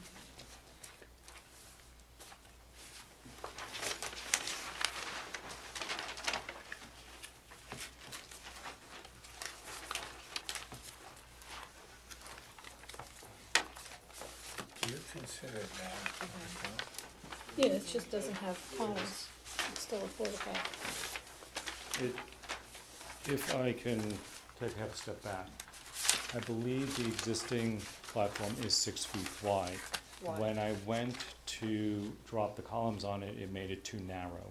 So that's why I extended, or proposed extending it to 8 feet wide, to give it enough clearance to actually get up there, be protected, and open the front door. It's noted as a remodeled portico, it's not a remodeled portico, it's a new portico. Yeah, there's no portico at all, it's So, just. because it says remodeled on Oh. the drawing. Where does it say that? On the A1 plans. On the fancy plan? lettering. That sheet of photographs, are we supposed to be admitting that? That's in the packet. No, that's not in the packet. It was in my packet. No, it's a completely different sheet. Oh, that one? Yeah. Oh, yeah. I don't know what that is. In the original submission, No. No, those photos up there. She means the photo. I mean those photos Yeah. that are up there. I know, I hear you. I had them, I put them together originally for this package. They weren't included. I'll give them to you. So then let's mark it. A1? This is the one. No, we're marking as A1 in evidence, an exhibit that is a sheet of 5 photographs. Oh, it's three. Oh, it's 3 pages. separate pages? Okay, 3 sheets, 5 photos.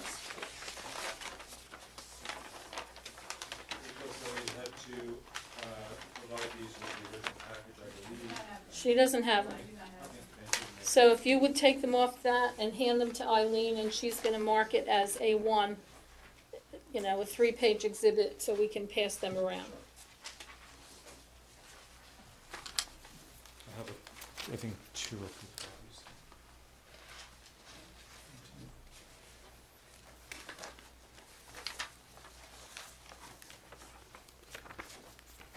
actually have 4 copies. Can I ask Eileen a question? Can I ask a question to Sure. Eileen? In an existing garage, I forget again, is that counted in the FAR or not? I'm sorry? An attached garage, Yes, it's in FAR. Yes. in the FAR, okay.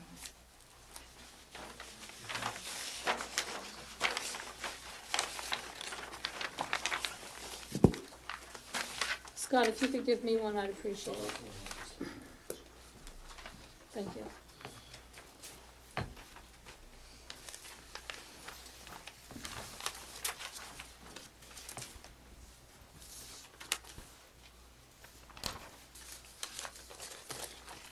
There we go. Thank you. Any other questions for this witness? Anyone in the audience have any questions for the architect? Any other witnesses? Just to pass down, yeah.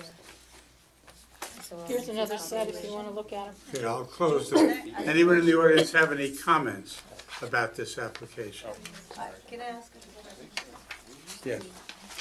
So what is the width again? Is it 6 or 8? I believe the existing one is 6 feet, and we're proposing 8 feet. I'm asking about the porticos. There's no existing portico, right? No, it was just a patio. It's just the... Yes. Okay. Yes. So that's Just existing front at stoop. 6, but you're going to expand it to 8? Yes, in order to get the columns and support the roof without infringing to a 4-foot clearance. And it fits with that bay window that is Yes. there? It still Yes, fits? yes. Did you consider just doing a portico over the existing? We didn't, the answer is yes. We didn't get that far as the ultimate design, so that's why I came here with a full portico. And if there's pushback, which sounds like there might be a little bit, then that is definitely an option. If there's no columns, Then we're not it's sort of a impacting. pre-existing condition on the front yard setback. No, if there's no columns, There's no comment. then it's not considered And that's, a portico, correct, Eileen? and then if I keep it within That's what I said, 4 this was feet, not- Yeah, or I hear can I you. go further than the 4 feet? If it's not, If there's no columns, then we can. Okay. And my client likes that idea. I do too. I'm sorry, you lost me. What is We're- your final We're, proposal? we're going to leave the existing entry patio and steps, and we're going to actually cantilever a covering over it, and therefore it's not considered a portico, and we won't. there's not even any columns. But it's still a portico. No? No. It is, but it doesn't, It doesn't require variance relief Doesn't require variance without relief. columns. So you're withdrawing that variance And request? the existing steps. Good, because I was going to vote against it. I don't like to fail, thank you. I'm going to close the public portion of the meeting. Board members, we have another case here with an FAR request. Let me tell you what my thinking is about this. I looked at the side yard setback, and if I'm correct, and that it was on the right-hand side in the rear, there was a big fence there, and it was the backyard, the end of the backyard of somebody else's property around the corner. So, as far as I'm concerned, the only thing that I objected to here was the front yard setback. That application has been withdrawn. So what about the FAR? The FAR is substantial. It's substantial. You want to speak to that? No, I mean, we've had similar cases in some of the same neighborhood where we've denied 40% FAR.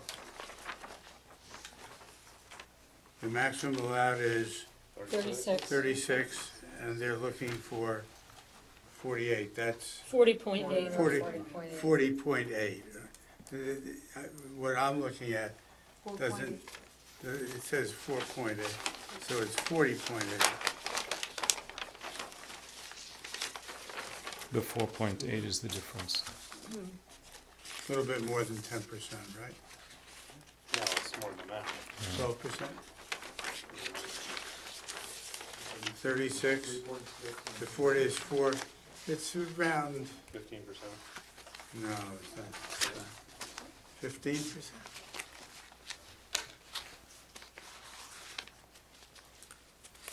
I'm pretty sure we denied the application a couple months ago that was worth the same thing. 13.3%. 13.3.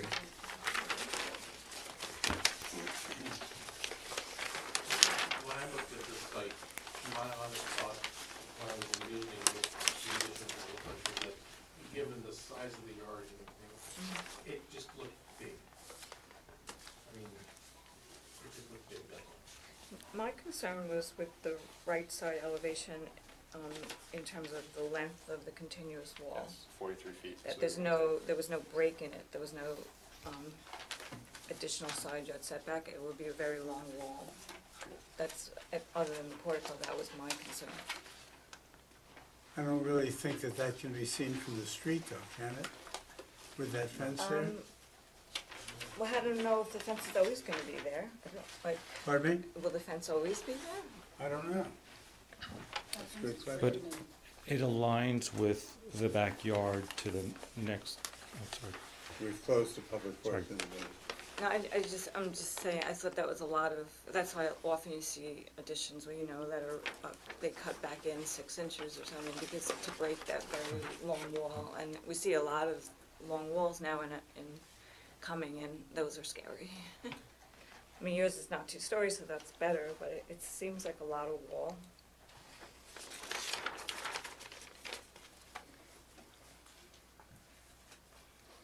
Anyone else? Comments, questions? We need 5 affirmative votes on the FAR. And the question really is, do you want to go to a vote on the FAR, or do you want to rethink this project? And I can't tell you which way the vote is going to go. No, understood, understood, no, I appreciate that. But I think you also know that I don't get to vote on this. You don't vote and you don't vote, right? Okay. Oh, you're voting, yes, you're voting. So I sort of raised the concern, but I don't, I'm not. You're not voting, right. So you're voting 1, 2, 3, 4, 5, 6, 7. Now, our attorney is going to tell you both what it Well- means if we go to a vote Yes, please. and the vote fails. If you ask the board to vote tonight on the FAR and the side yards, and you don't get sufficient votes to grant relief, you would have, before you could come back with a new application, it would have to be substantially different from the application you're presenting now, because otherwise, the next time you come back, the application would be deemed res judicata. That's a legal doctrine. It means the matter's already been decided. So you would have to alter the proposal sufficiently so that the board could conclude that the new application is substantially different than the one that you're presenting now.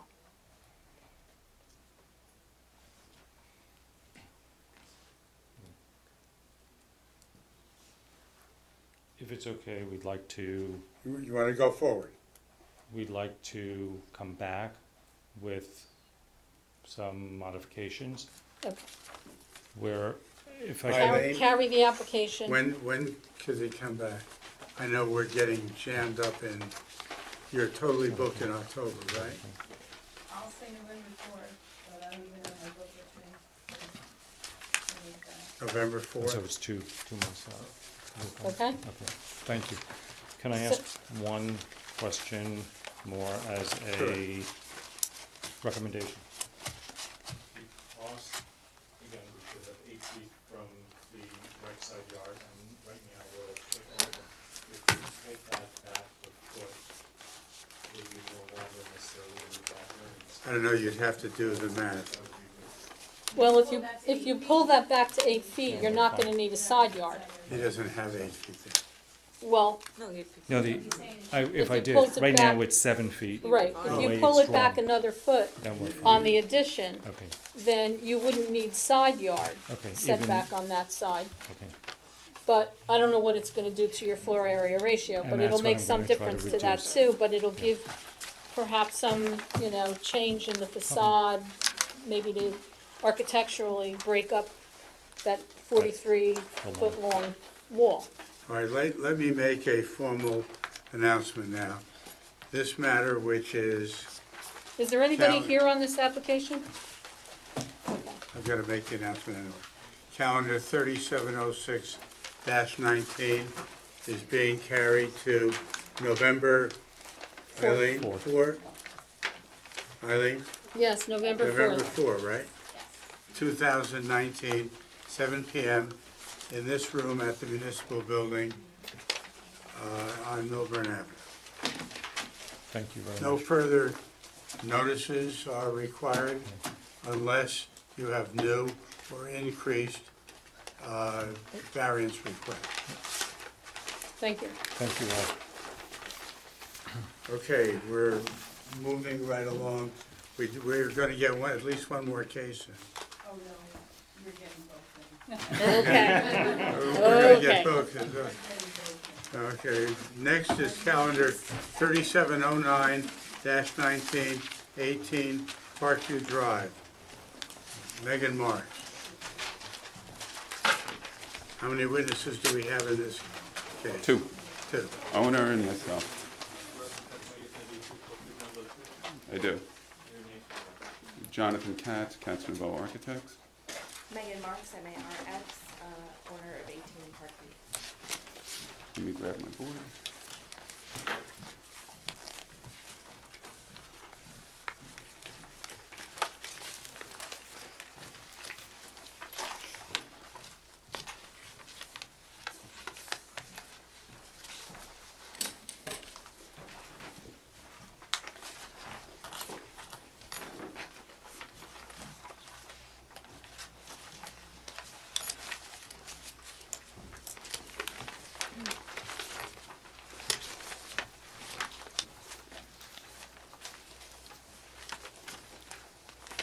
My qualifications? Sure. Master of Architecture, George Institute of Technology, 1982. I've been licensed in New Jersey since 1986. I'm founding partner of Katz Nouveau Architects, which we started in 1988. I've appeared before this board and many other boards multiple times. License in good standing? Yes, it is. Okay, your qualifications as an architect are accepted. We're here today to expand an existing home to allow for the expansion of a kitchen. We'll be asking for a type C variance for building coverage and for lot coverage. The lot coverage is an existing non-conforming situation that is not going to be expanded upon.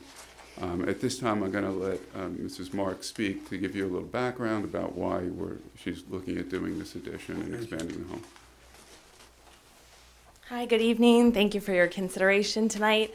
My husband, my two children, and I have lived in the South Mountain section of Millburn for 10 years. My daughter is just going into middle school this year, and so it was time to make a decision about, where we would be until our kids graduate high school. And we love our neighborhood, we love the town, and we want to stay at 18 Parkview. In order to make that happen, we wanted to expand our kitchen. My daughter loves to cook with me. We spend all of our time in the kitchen, and unfortunately it's just too small to accommodate a growing family of 4. So we reached out to Katz Nouveau to help us create that addition space.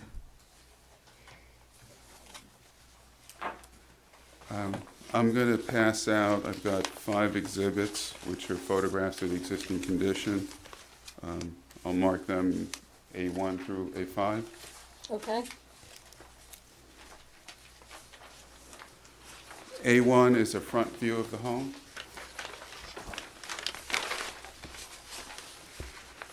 A2 is a front view from a slightly different angle. A3 shows a close-up of the driveway so you can see the condition with the adjacent neighbor.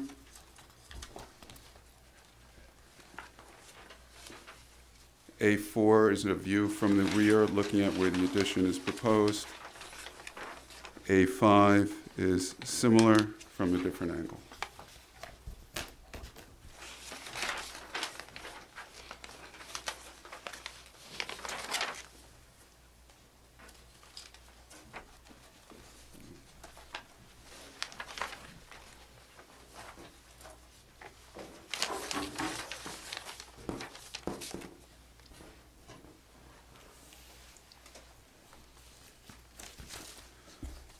So let's start with the building coverage. And the existing home right now is occupying 22.8% of the lot. In this zone, the R6 zone, 23% is allowed. So we only had 70 to 18 square feet of additional building coverage to work with. Which obviously was not sufficient for expanding the kitchen, did not make sense to even approach looking at that. The other variance that we're looking at, it's already it's already non-conforming, is the lot coverage, and the existing lot is now at 48.8%, where 45% is allowed. The addition is going to be on top of existing paved area, so even though it's non-conforming, it is not extending or increasing that variance in any way. Here, if you look at the plan, you can see what we're looking at doing is running straight out the back, approximately 9 feet, to allow for extending the kitchen, and then we're also extending another 5.5 feet or so to allow for a vestibule. It's a one-story addition, and it's within the, this void. If you look at the photographs, you can see it can barely be seen from the street. And also, if you look at the adjacent property, you can see that it's already heavily screened, so the neighbor will have very little impact on the neighbor. And additionally, the neighbor has no windows close to the addition on their property looking out towards the home. The existing property the site is conforming in terms of square footage, but it is narrow. It's about 10 feet narrower than what is allowed. There is really nothing we can do to add on to this home that would be a not be in variance. So there's nothing we could do there. The relief sought for the building coverage and lot coverage, I believe, can be granted, and they do not create any detriment to the public good or impair the intent or purpose of the township ordinance in any way. The location of the existing kitchen expansion, as I mentioned, is at the rear of the home. It can hardly be seen from the street. It's barely visible from the neighbor. It's already heavily planted with evergreens and a fence along the adjoining property line. And the adjacent neighbors, as I said, do not have any windows looking out onto that property. The proposed addition is also in keeping with the scale of the existing house and in the neighborhood itself. And the proposed expansion represents an upgrade in the value of the existing property, and therefore would be beneficial to the neighborhood. So I feel that this does not create any impairment and is in keeping with the intent and the purpose of the zone, the township zoning plan and zoning ordinance and regulations. And I feel that for those reasons, this variance can be granted. Any questions of this witness from members of the board? Anyone in the audience have any questions? Anyone in the audience have any comments about this case? Hear none and see none, close the public portion. Board members, I was looking at my notes from my examination of the property, and frankly, they were basically everything that the architect has just stated. I don't have a problem with this application. Anyone else want to say something? Is there a motion? I'll make a motion to approve. Is there a second? Second. Mayor Nicolak? Yes. Frank Blake? Yes. Jody Sharma? Yes. Joyce Segal? Yes. Stephanie Torres? Jessica Black? Yes. Joseph Steinberg? Yes. Thank you for your time. Thank you.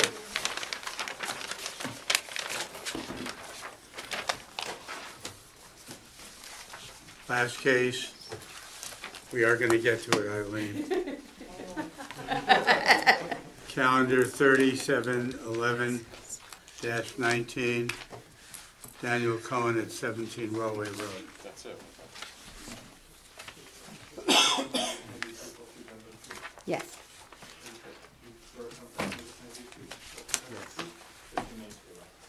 Katia Segre Cohen, Katia Segre Cohen. Daniel, Daniel, Cohen, Cohen.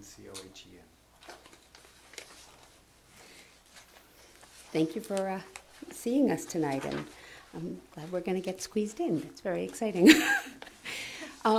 We have a relatively large family in the immediate area. My husband's parents, sister, niece, and nephew, their 2 kids, and our son are all right in the Millburn Maplewood area. We gather regularly. And we would like to add an outdoor space in our house. At the moment, we don't have a front or a back terrace, patio, deck, anything like that. So we wanted to add a deck to the backyard. And what we'd like to do is to have a deck that is large enough to fit a table for 10, because when just that immediate family meets, there's 11 of us, but 2 of them are kids. And we have actually found a table so that we could fit, what we want to do is to fit a table of 10 and have a grill so that you could make, vegetables or whatever. And a stair to get down to the backyard. And we have actually found a table that you could then magically make smaller, so that you could normally just leave it as a table for 6 and then have a little seating area, so that for most of the time we would leave the table smaller at 6 but have a seating area so you could go out and have a cup of coffee in the morning and read a paper and not have to sit at the table, but to have a nice little quiet place to sit. Our house is not in compliance with the way the zoning is now for the side setback. And the way our house is set at the moment, it's shaped like an L. And what we'd like to do is to just fill in the back square to make it squared. But it means that the side setback that runs all along the side of our house is not big enough. And so to continue the deck along that same line also needs a variance, because the rules change for a setback at some point between when the house was originally built and what the side setbacks are now. And the other thing is that for those of you who may not have gone to look at the back of the house, the back deck, what it looks out onto is our neighbor's back deck. And there is a fair amount of trees and shrubbery there, so that you don't have a lot of visibility into each other's yards. All right, I have a question for you to start off. I spent a good deal of time back there. It seemed to me that all of the so-called shrubbery between you and your neighbor to the left as you're facing your house, the people who have the existing deck, that tree's got to come down if you build this addition to your house. Mr. Chairman, I can answer that. There are Yeah. 2 trees right now that are in that corner. There's a dogwood, which is as you're facing the back to the left, and that's on their property line. That won't need to come down. The other tree slightly to the right of that, what we're planning to do is, its branches hang over where the deck will be, so we're gonna cut that up, but the actual path into the back won't be blocked. There's enough room. It looked to me, now you tell me if I'm wrong, it looked to me as if you want to build this proposed deck, that tree would have to come down. The tree that's closest to your property. So, right, that, We were gonna tree I- cut, there's a lower branch that would come, we would take down. I'm but not the- talking about the branch, I'm talking about the actual tree trunk itself. Is that to fit the deck? You s- When you build it, if you build the deck straight back Yeah, from the corner of your house, yes. The, that tree is, it's, gotta come down. I didn't think the tree had to come down. And that was the tree that provided all this shrubbery, so-called. Well, the dogwood tree to the left has the neighbor's dogwood tree has a branch that comes down like that. And I can show you a photograph actually, which we can, I think it's over here, is that right, Pat? Yeah. Which we can submit as an exhibit.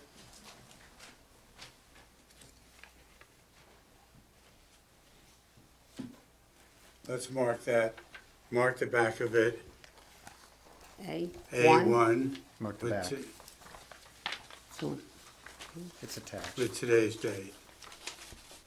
Are there two pictures There there? are two Yeah. pictures attached together. Okay. So it's 2 photos. Yes. Yeah. And we have just 2 copies, regrettably, That's just the fine. 2. So let me here's, do this. well, we're gonna keep this so we'll give it to them afterwards. Okay. So the one that says, view from our landing, excuse me. That branch that's coming down there is all on the tree that's on their side, that is not, it's on their property. So it's not obscuring anything that has to do with the structure of the deck or the ability to get into the back. That's the neighbor's tree. Yes. And they have one, so this one comes Oh, this this way. is, okay. They're identical.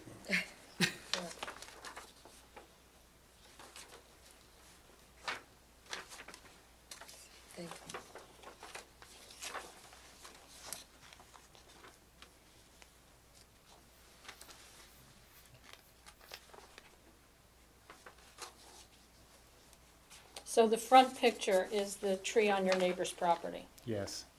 And the second picture? The second picture is the view, what is the top of the, The There's view a of label. our house. view of our house? It's just a view, the one is from our side and the other is from their side, so you're seeing both directions. We right now have a little landing, so when you say view of I our saw the house, landing. yeah, So the view of our house is your neighbor's view of your house. yes. Right. You were on their property to take this I was picture standing or right on the close? property line like that. Okay. This one goes back to Eileen. I mean, does the deck change the lot coverage? I'm sorry? The deck change the lot coverage? Yes, it's added in lot coverage. It's, and it's under, okay, so no variance for lot coverage? No. Just one second. So what concerns me about this deck is that it's 6 feet off the ground. Now, when you stand on a deck and you're 6 feet tall, you're now 12 feet off the ground. And you're gonna be towering over your neighbor's property. Our deck is the same height as our neighbor's deck. Right, now we have, we have high, which is a bit of an issue. I guess I don't understand. Well, you're now towering over all your neighbor's backyard. I mean, you now have people, your head height, instead of being on the patio on the ground, now everyone's standing up high. Right. So yes, I understand. Right. The neighbor has the same thing over our yard right now. Right. So we're just kind of at parity with what the neighbor has now.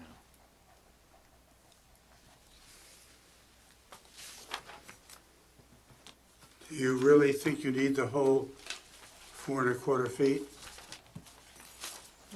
Which 4 oh, Oh. That's your setback. That's the variance. Well, what we have played with different table configurations and trying to get it to work, and that's the only way that you can get, the only way to have, if we take. Are we marking that? I'll give that to you, sure. So that's B, A2. A2.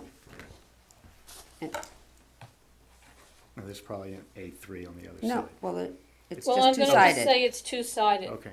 Yeah. I mean, the problem is that if you bring this in a foot or two, the grill can't fit here because of the door. And so the grill has to then come up here. And if you put the grill up here, then you can't get the table. How long is that table? Is that to scale? This is to scale, yeah. It's a 10 It's a foot, 10-foot table plus 2 feet square for the chairs to allow someone to sit in the chair at the table. Right. You know, the size of the table and the number of chairs is not a reason that supports a variance request. What we're asking the board to approve is the usage model that we want to have in terms of. Is the what? Is the usage model, how we want to use the I property. understand that. What would you like, do you want us to try to find a way to reduce the amount of setback we're asking for? I would like to see it reduced, yes. Okay. How do the other members of the board feel? I think it's a big deck. It's a 324 square feet. An average American deck, what I read, I'm not an expert, because we don't have a deck guy here, it's 300 to 400 square feet. Do you have the average size backyard? Nope. I mean, if it were, you know, the issue is to put the grill here. At the moment, this distance here is 8. Is that 8? I think? This is, So where's the grill? The grill the grill is 5 by 5. Right, but I mean, this is then, I mean, if we came in a foot or two, would that change? It would for me. I don't know about anyone else. Also, your neighbor obviously has the same condition, so if you're both out there at the same time, because it's very high, and Right. so is the neighbors. Have you ever thought about, like, I know the grill wants to be on the same level as the kitchen, of like doing a multi-tier deck where you come, then you have steps and go down for the seating area, because it just seems like you're not gonna get any privacy, and it just, I'm just thinking, it doesn't seem like the right thing to do. We're like, okay with it. You're the way okay it with is, that? yeah. So, I was thinking about this. So the way this is drawn, it looks like it kicks out at the end. Yeah. There's a 2 foot, like, it's like, yes, it's a 2 So foot. that goes little- past the end of the house, correct? Yes, so you can, the designer recommended doing that so you could stand and see the backyard, because otherwise we're behind the wall of the house and you. Yeah, see, that's exactly what I'd like to see it behind the wall. I'd like to see it 2 feet going. I don't think having it hanging out is Right, that's not, necessary. I understand, but does that have to do with the variance? No. Would you trade us it? I'm only one vote, so.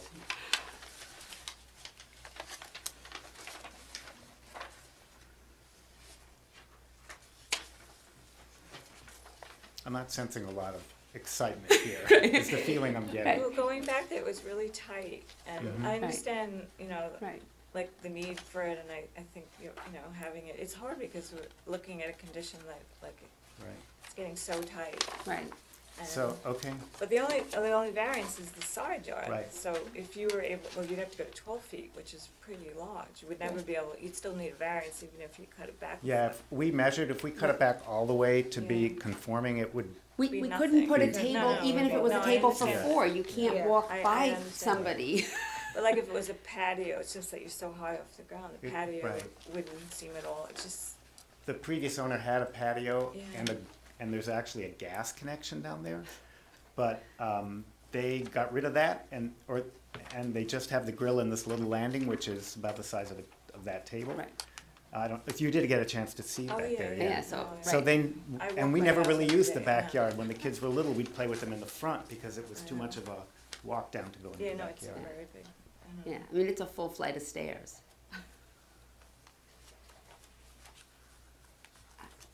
I mean, we're happy to, How can we make you, right, how to- can we we're make happy you to happy? work with you to Right. How can we have- work with right, you? What Okay. what I'd like is a deck, and so, like, I'm happy to have you say to me, lose the 2 feet at the end.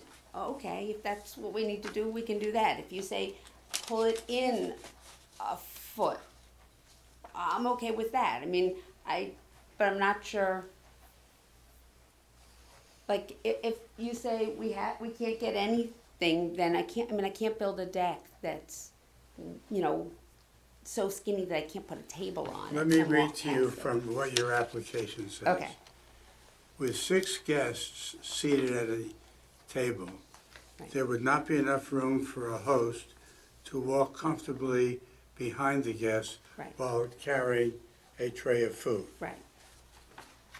Right. 2 feet would solve that problem. I'm sorry.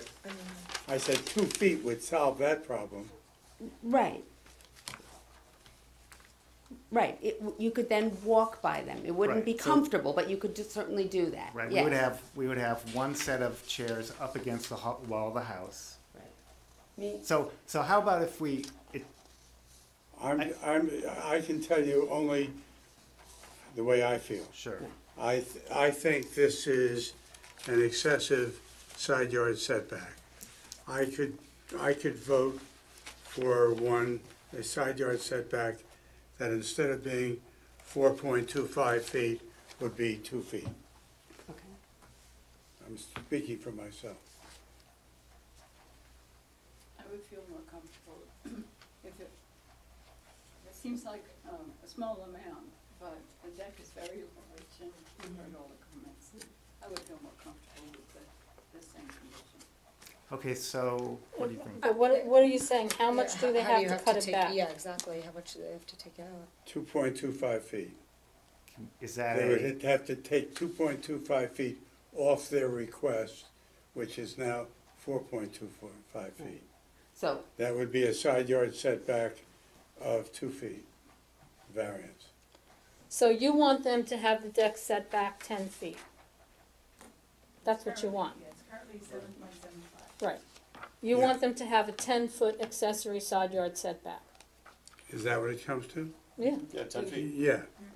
You were saying, I thought 9.75. No, it's 7.75. No. No, it's, proposal is 7.75. So you want them to go, Is that what the It can't be drawing shows? Yep, it says 7 feet 9 inches. Yeah, 7 feet 9 inches. Now, one alternative is what you suggested, like a 2-level deck, so that the upper level could be on the same level as the kitchen with the grill, and then a couple more steps to take them down to another area that's large enough to accommodate their table and chairs. If we were to do that, That's even bigger. yeah, the Yeah. total floor area would get Then much it bigger. changes. Yeah. well, no, you have the stair here, it's still the same amount of stairs, it's not necessarily. Right, if we were to, let's see, so this is the view from the door, the kitchen door, right? If we were to bring it, I think you were talking about bringing it in? Yes. And wrapping it around? Yeah, I think I would rather try to just do the bringing it in, I think it'll be less expensive, easier to build, and probably easier to manage the space. But we would work with our, I mean, if what you're saying is a certain amount of side setback that you're willing to give us, then we'll go talk to our deck guy and figure out what we can do. The extent of the variance that is listed on the exhibit attachment E is 4.25 feet. I'm saying if that 4.25 feet said 2 feet, I could vote for it. A 10-foot setback. Right. Is that something that we can do tonight? Can we just agree to Yeah, that as a yeah, change and not yeah. have to come Yeah. back in November? No, you And I'll wouldn't go have to home? come back. Would we need to do anything, You have to just modify the plan. modify the plan? Right, okay. Are we done? I'll close the public portion of the meeting. Motion for a 2-foot side yard setback variance, I'll make a motion to approve. 2-foot side With 2 foot, yard setback yeah. variance. Second. Mayor McNabb? Yes. Craig Plattner? Yes. Mary McDonald? Yes. Ray Seagal? Yes. Wolfgang Profer? Yes. Kristen Bryant? Yes. Yes, Thank you very much. you're welcome. Have a good evening. Good luck. Is there, I see no one else in the audience, so therefore, there is no other matter to come before the board that is not on the agenda. Is there a motion to adjourn? I have a comment Yes, for non-business items. yes. Okay, I have two things. I was speaking with someone, you know, the property we just did on Essex Street, the building we just did on Essex Street. Yes. Okay. So across the street is Charlie Brown. So I've been advised that the problem with that property is that it's in a floodplain. And they're having a lot of issues, zoning issues about it. And there was a request from the person I was speaking with to ask for a new FEMA map, because our FEMA map is what is holding all of this flood zone in place, even though we have done a lot of remediation, flood remediation, and that area is not flooded and hasn't been flooded for decades. So I don't know if you, if you would like to talk to your folks at the planning board or the township committee and suggest that they request a new survey from FEMA. Yeah, those FEMA maps, they are so, yeah, they're outdated. They're difficult also to get changed. It's a county level situation. The maps are county-wide. I don't know the situation in Essex, but I know it is a huge issue in Morris County, and I know in Morris Plains in particular, we have properties, like you're saying, that have never flooded in 30-some-odd years, and these people are getting hit with massive flood insurance requirements, and it is impossible to get FEMA to, you know, do the maps and update them and make the necessary changes to reflect that these properties are not in floodplain. So I just, We have a representative that comes from the county to the township committee every session, and maybe through your, I haven't seen, is there a county rep at the planning board meeting? no, not the planning board, the township. Or township committee meetings? But you have friends on the planning board that are on the township committee. So anyway, I wanted to just make that point. And another thing is, as I drive around town, I notice that a lot of folks are just asphalting their lawns and parking in the front yard. And it's, I started to notice it, and again today when I was over in Glenwood, I thought, oh my goodness, 16, 18, Elmwood, 22, Elmwood, they've all done the same thing. And so, I don't know, I'm just. That's an enforcement issue, Yes, it is. I have a question about enforcement. but not front Wait, yard parking. How does zoning get enforced? That's what, can I just another, how does zoning get enforced? Like, who's the, is it go to the officer? We, no, we have an code enforcement enforcement officer. officer. Who is the code enforcement officer? Oh, so he does that too, okay. Lieutenant Isn't he a Cole. policeman? He was retired. Oh, okay, so that's what he does, okay. Thank you. Is there a motion to adjourn? Yeah, second. Second? All in favor? Hi. I want to ask you something really fast. You needed to